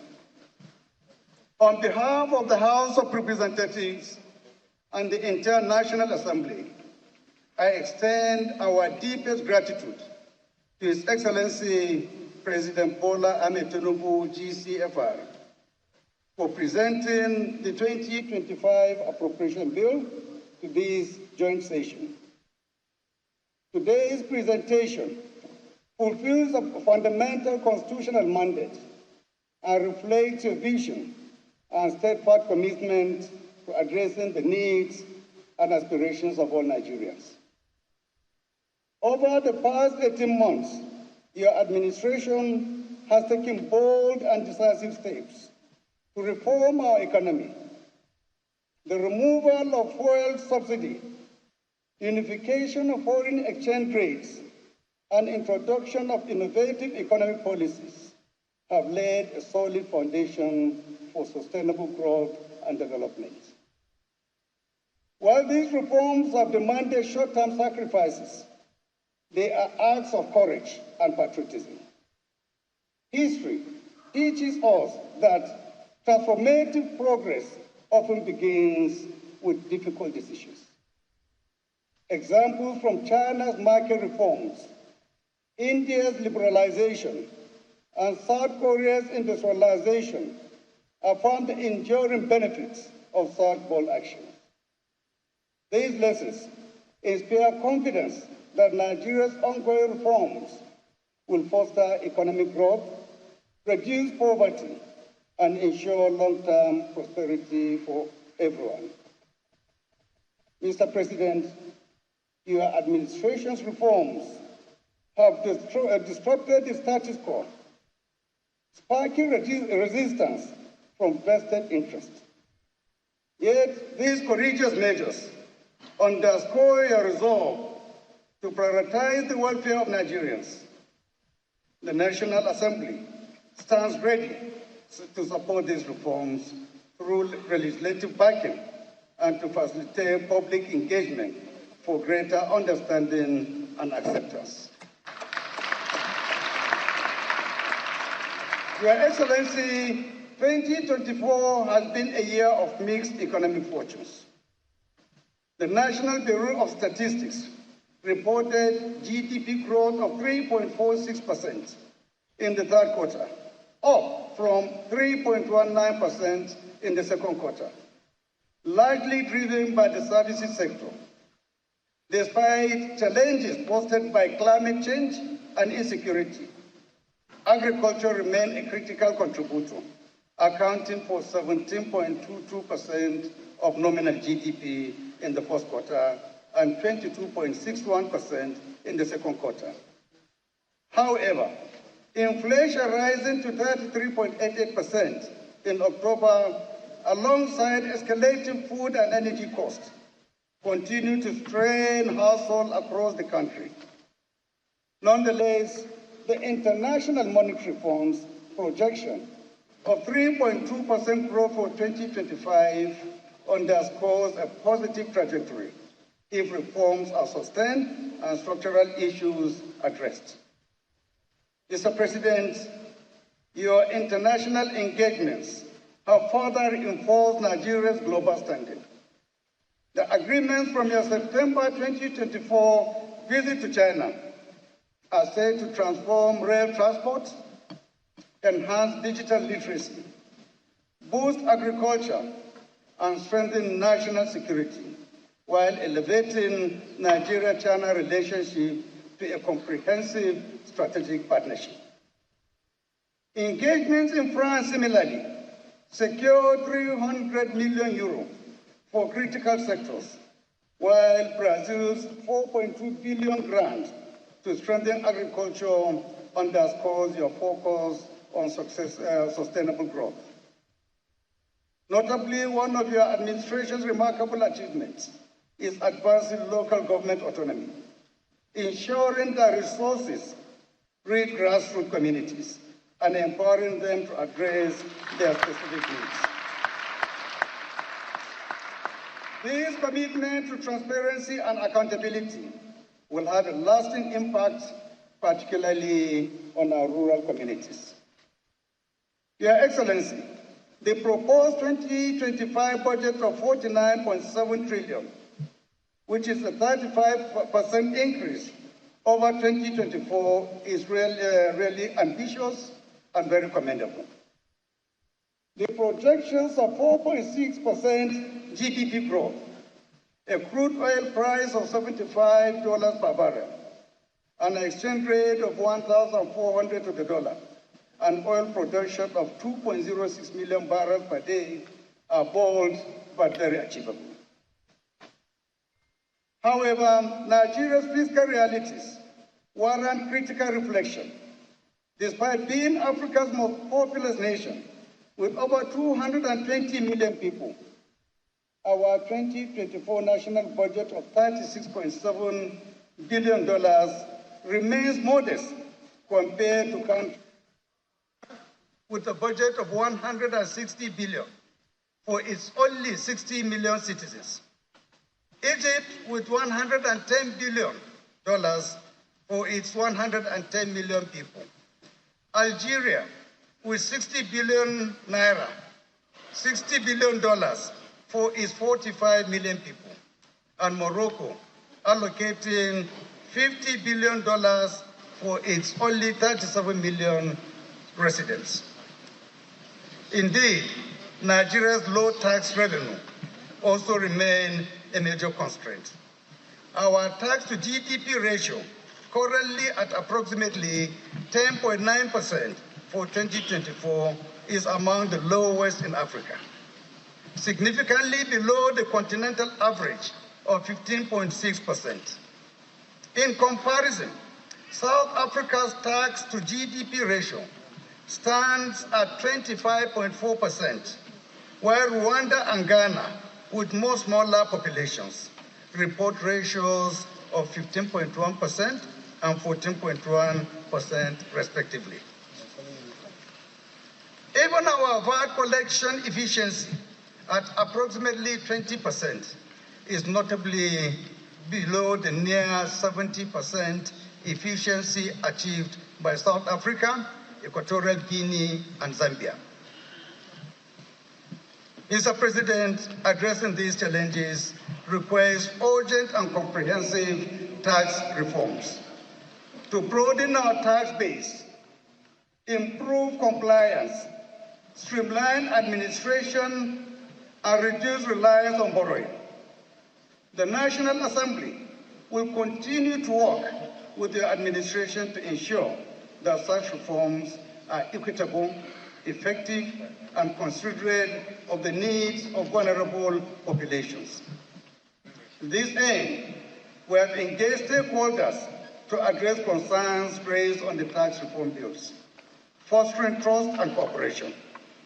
I have personally led numerous high-level meetings and consultations with state governors and other key stakeholders on this issue, achieving very, very positive outcomes.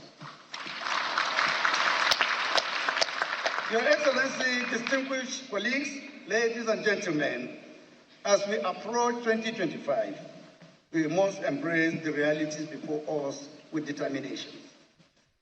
Stabilizing prices, boosting agricultural productivity, expanding infrastructure, and investing in education, healthcare, and security, which remain our paramount priority. To strengthen national unity and build trust, it is essential for the government to communicate its achievements effectively to the Nigerian people. Mr. President, let me assure you that the National Assembly is fully committed to supporting the successful implementation of the 2025 budget. This is not merely your budget. It is a national project requiring collaboration across all arms of government. We want to ensure its timely passage, provide legislative support for critical reforms, and conduct robust oversight to guarantee transparency and efficiency in its execution.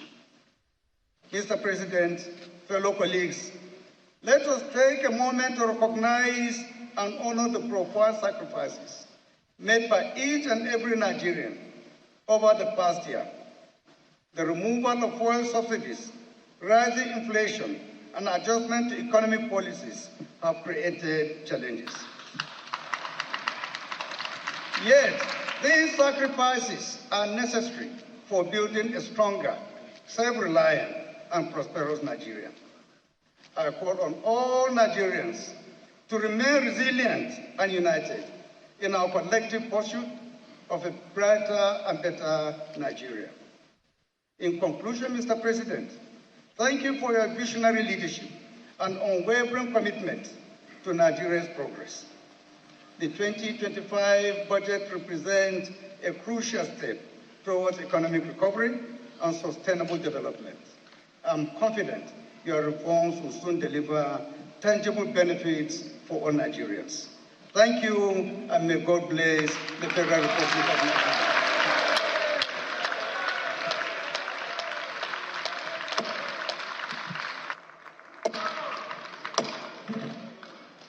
Right honorable members, distinguished senators, once again, let me invite all of us in the National Assembly to applaud the remarks of the Right Honorable Speaker, Tajuddin Abbas.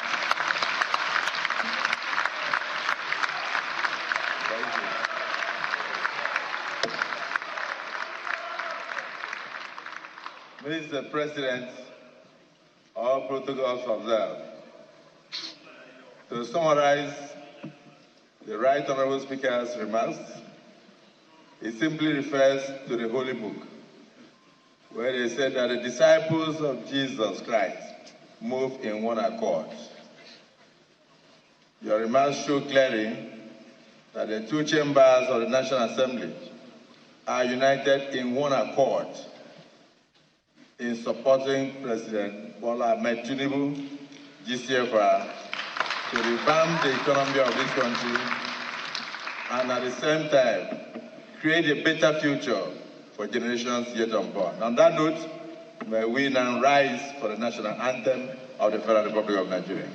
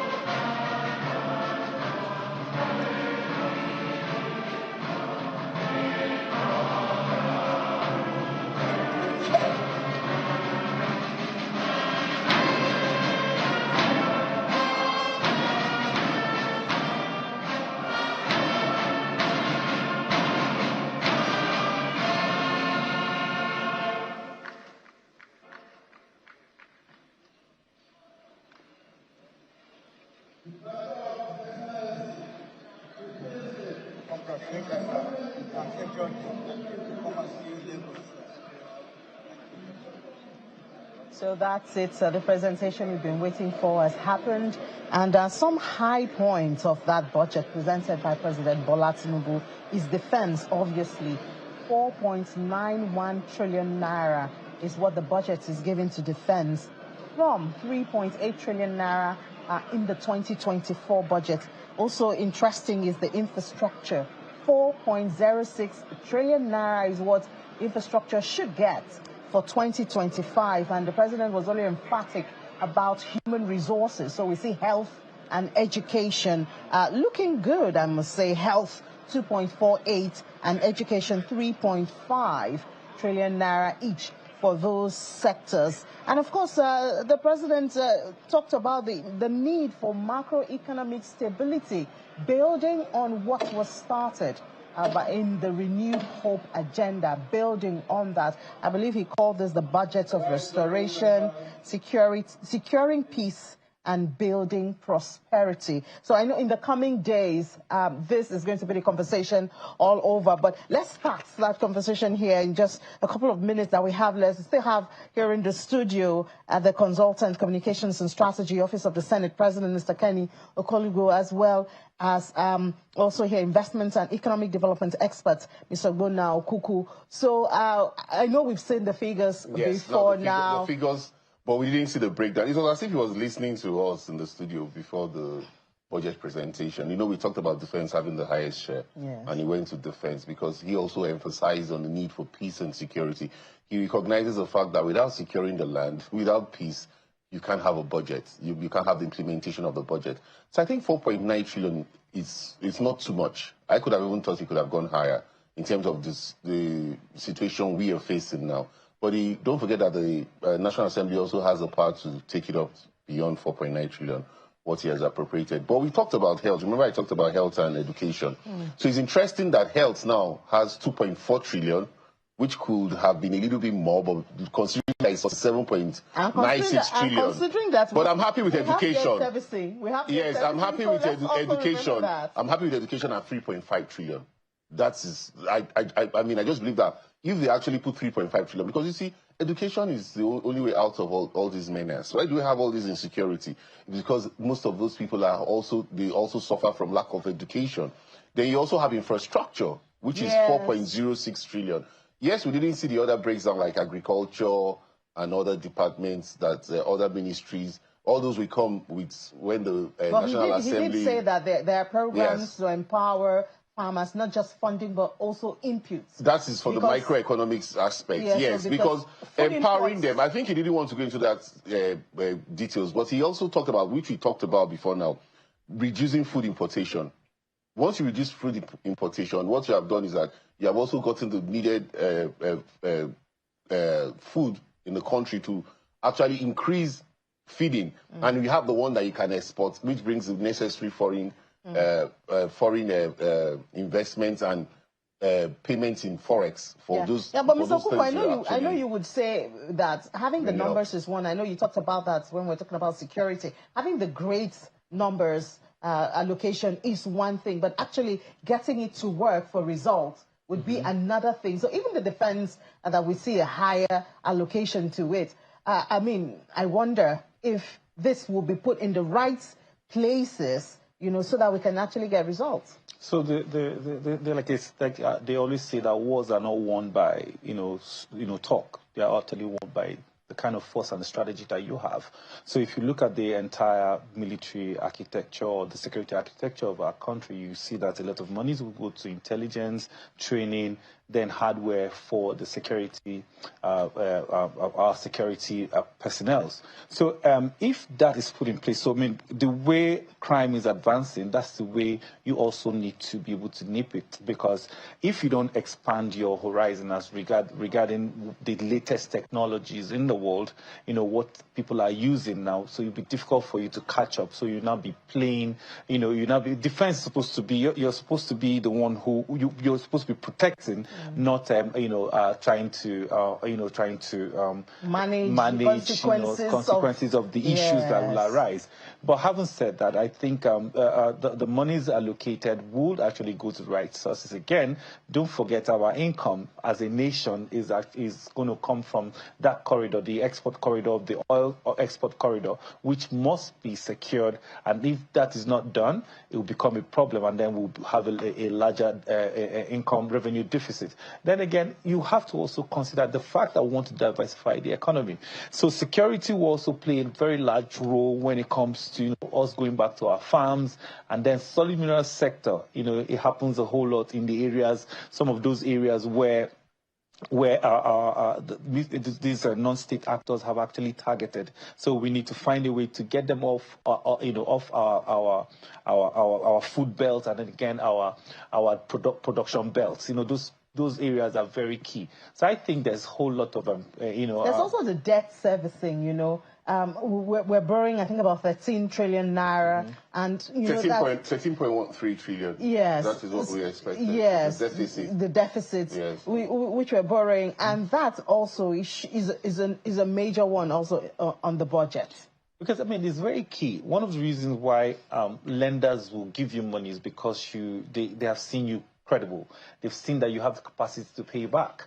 So if they see that capacity, which all the maturing loans we have been able to pay back, we keep meeting all our obligations when it comes to loans. So if you see the 2024 budget, we're able to, we're able to meet our obligations, 100%. So they will give you more money because they know, first is first, we have what it takes. We have we actually have the potentials. So lenders will be very comfortable. But I think most, and then again, because we're tilting towards, concessionary loans, those ones that don't, so that we get off from, high interest loans to loans that are concessionary, so that it will support. Because when you look at loans with higher moratorium, it gives you that laxity, gives you the opportunity to support those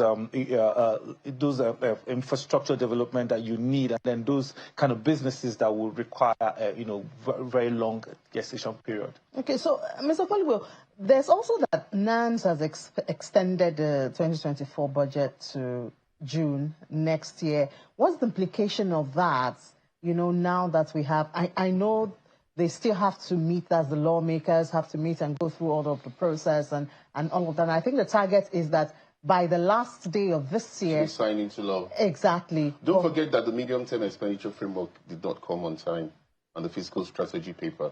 So taking into consideration that the medium-term expenditure framework came late, and MTF basically tells you the performance of the budget and the projection from 2025 to 2027. So what that has done is that it has given the members of the National Assembly, the Senate and the House of Rep, an overview of what they were expecting. So it wasn't a surprise. The only thing they have not been able to actually see were the key figures of what each ministry or department or agency did get. But the timing is short if you look at it in the reality of it. The National Assembly is supposed to close tomorrow, but I know for sure that the committees will not close. They will start looking at the breakdowns of the budget, and they will expect people to come and start defending their budget.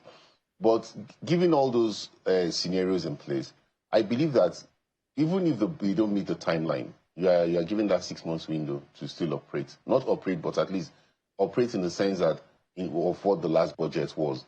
But I dare say that I'm sure that on the 31st, they'll be able to sign this budget into law. Mm-hmm. Because today is 18th. Today is 18th, yeah. So we have just about basically 13 days. How important is it, for us to be done with this process by the 31st of December? Well, the budget cycle, it does make sense for you to always have a new budget, but it doesn't also mean that you cannot carry the budget that you have been operating. So people don't overlook something. Yeah, I actually understand what you're trying to say, so that it will not be done in a hurry, so that the committees will actually look at it. Yeah, I think it is important to have also brought the MTF and fiscal strategy paper early. But as it is now, it has come. The budget is now known. The breakdown will be with the National Assembly. I believe that, like what you said, it is important because if you break the cycle, they didn't break the cycle last time. It will maybe occur again in the budget of 2026. So I still believe that target will be reached. It will just give the senators and the members of the House of Rep, it will overburden them for this period. But there's no sacrifice that is too much for them to make. You heard what the Senate the Senate President was saying how they use personal money.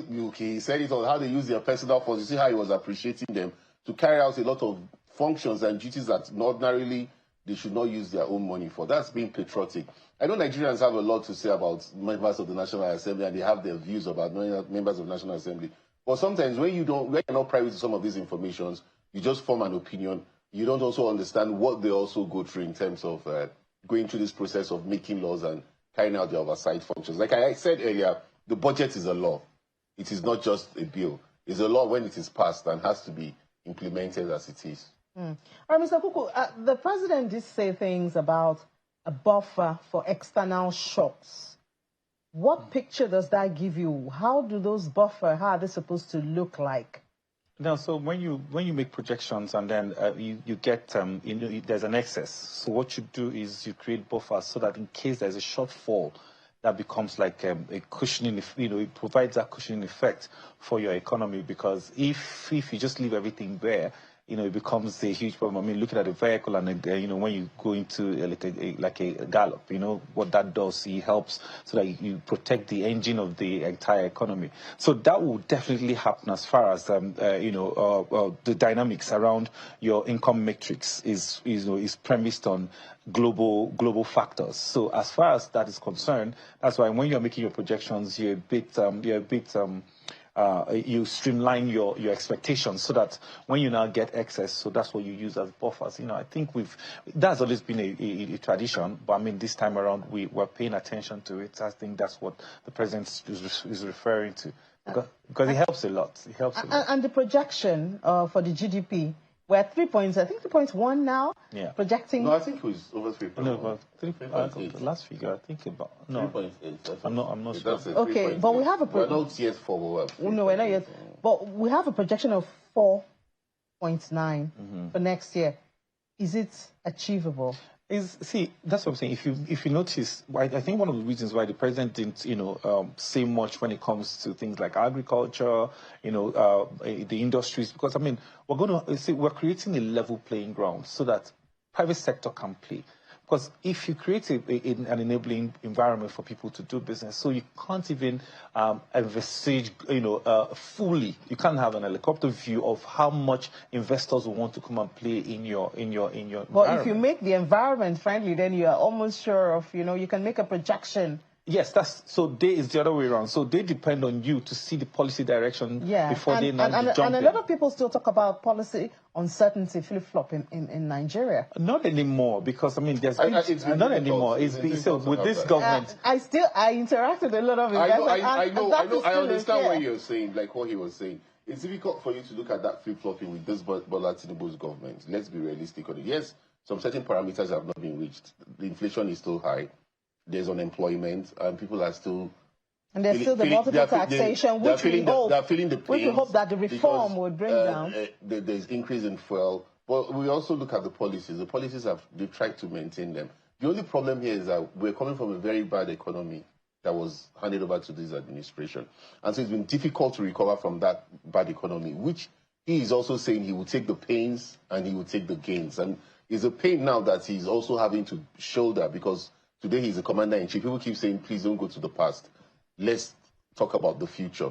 So if you look at the 13.13 trillion deficit, it is still within the 3.86 GDP we are talking about. So it's not over the 4.9 GDP. So it's an amount they are allowed to borrow.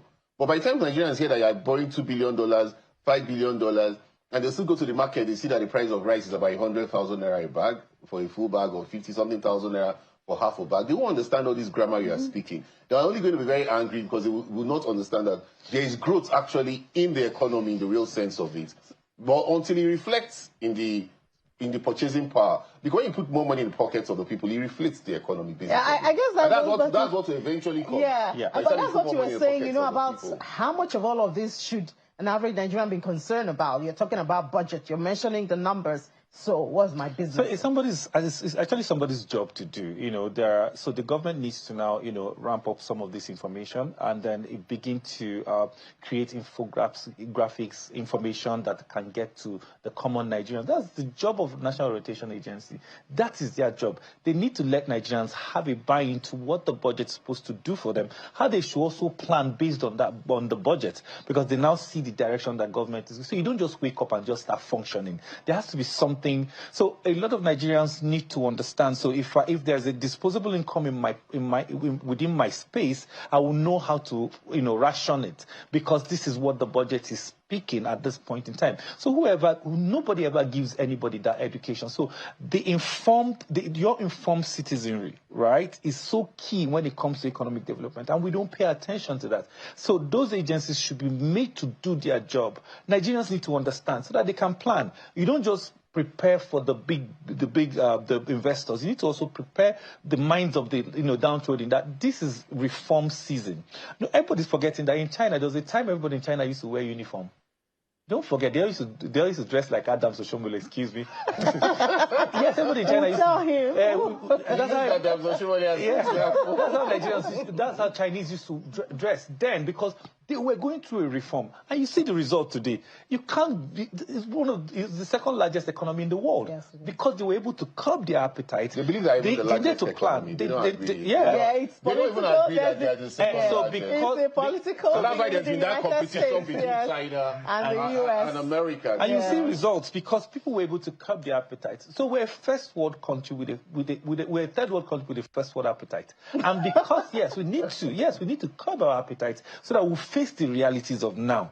And which is where I think the orientation is very key. But is it about the orientation? Is it about talking? Or is it about seeing the leaders do it and then the followers would not follow? Everybody needs that reorientation. Even the leaders need to understand. It will help them. When did people start putting up their ACs and their lights? When we saw the increase? When we saw the increase in electricity?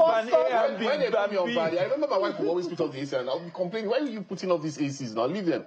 But nobody tells me now to put up the ACs. Nobody tells me now to put up the heaters, because of course we're now feeling the pain of of paying Band A, and of course, people keep complaining, you don't see the Band A lights. You pay for it, you don't even get the Band A lights. People are complaining about the Discos, Transmission Company of Nigeria, the national grid collapsing. In fact, the National Assembly, the Senate specifically, has said that they're going to probe that sector because they can see that Nigerians are completely dissatisfied with that sector. The reality is, in the UK, for instance, they have already announced that taxes will go up about 40% next year because their infrastructures are old. But the thing with them is, when they get that tax, they put it straight to. But that's exactly what the that's what the tax reform. Like that. But that's what the tax reform is built to achieve. But you see, a lot of people have gotten a misconception about that tax reform, that they have made it look like it's a north-south divide and it's an ethnic thing, but rather than looking at the positive of what the tax reform is. I mean, somebody said that one of the biggest needs in Nigeria is the truth or information from the government. But I think the National Orientation Agency, like you rightly said, I've called them out on a sister station. Maybe they're not being funded, but the National Orientation Agency has so much to do. I think it's the only governmental agency, I think, that is present in 774 local governments. And so if it's present in 774 local governments, I think this budget, I hope the NOA will be taking care of, at least we'll make that case for them. And I'm sure the National Assembly will know that they will need to do a lot in terms of dissemination of information. Because information is key. If I don't have the information, you're completely ignorant. No, because from the center of moving from a state of anarchy to a centralized state, in the middle is set of rules and then informed citizenry. So if you don't have your citizens informed, you will see chaos everywhere. Because you just leave people, they live on assumption, they keep assuming. So you need to pay deliberate attention on getting them to hear what you are planning, what you want to do, what they should expect. And if they expect less, or if they get less from what they expect, they can now ask questions. And also getting them to trust. Because we know that in Nigeria, there's that deficit of trust. No, it's quite high. The deficit of trust is very high. And that's because the average citizen has said that, let him present his budget and go. We will not feel the impact. But I think there's a deliberate effort to see that the impact is being felt. With what we are getting, with the indices we are getting, the only problem with, or rather, the only issues we still have is the MPR, the interest rate, which still stands at 27.50%. And I'm sure the CBN governor has been doing that because he wants to drive inflation down, which hasn't worked. In my own opinion. I don't agree with you. That hasn't worked. No, it hasn't worked in the sense that it has not shown. No, when I say worked, I'm talking reflecting on the people's pocket. That's exactly what I'm saying. It has worked in terms of if we look at it from the economic point of view. But the average man, a lot of people say it hasn't worked because the cost of inflation is in the fiscal side. It's not in the monetary side. So that's why I said the National Orientation Agency is necessary for them to send these messages across that local. It is coming. It's a gradual thing. You will soon start feeling it in the markets, in your purchase of tomato, in your purchase of pepper, your purchase of beans, your purchase of rice. It will start reflecting. But like the president said, he said his administration is pregnant. And it takes labor pains, and maybe after the child is born, you forget about the pain. So I think we're on the right track. I think one of the tools I use when it comes to passing this kind of information is trying to make people understand how it works. The fiscal and the policy, the monetary policy managers. Yes. So everybody understands football in Nigeria. Most of people understand football, so I just tell them the fiscal policy managers are the strikers. Then the monetary policy managers are the defenders. So the victory or the success of a team is more dependent on what the strikers do than what the defenders do. So that the defenders are also defending. They are just trying to protect. The defenders are more active at this time. To protect at the end of the day. And so that there's no. Okay, so as we wrap up, Mr. Kolibo, you kept saying perhaps the little bird had told you that there'll be some changes to the budget. What can we expect? No, it wasn't about a little bit. It was something that had already envisaged. But what I can assure you is that the Senate is going to work on this budget very swiftly. I believe the House of Rep is also going to work on it very swiftly. The Senate President is very passionate about this budget because if you notice what has been happening all this while in the Senate sittings, it's been geared towards the pains that Nigerians are feeling. He knows the importance of those budgets, and it's a very critical year because if we get it wrong in 2025, 2026 will become a year before the elections, and everybody knows what it is like when it becomes like less than a year or less than half a year, 1.5 years before elections are held, primaries and all that, people are going to get distracted. So he knows how critical 2025 is. So he's very passionate about it. So I see a situation whereby this budget is going to be swiftly passed, but they will have to tinker with it. Because even me sitting down here that is not even in the National Assembly, I'm already telling you that I believe defense should even take more than even the 4.9 trillion. So the president, is one thing for the president to suggest. The final say comes to the National Assembly. Like I told you, the budget is a law.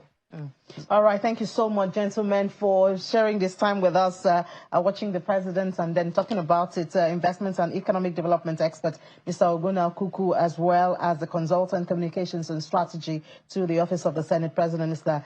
Kenny Okolugo. Thank you so much for your time. It's been my pleasure. Thank you so much for having me. All right. So that's it.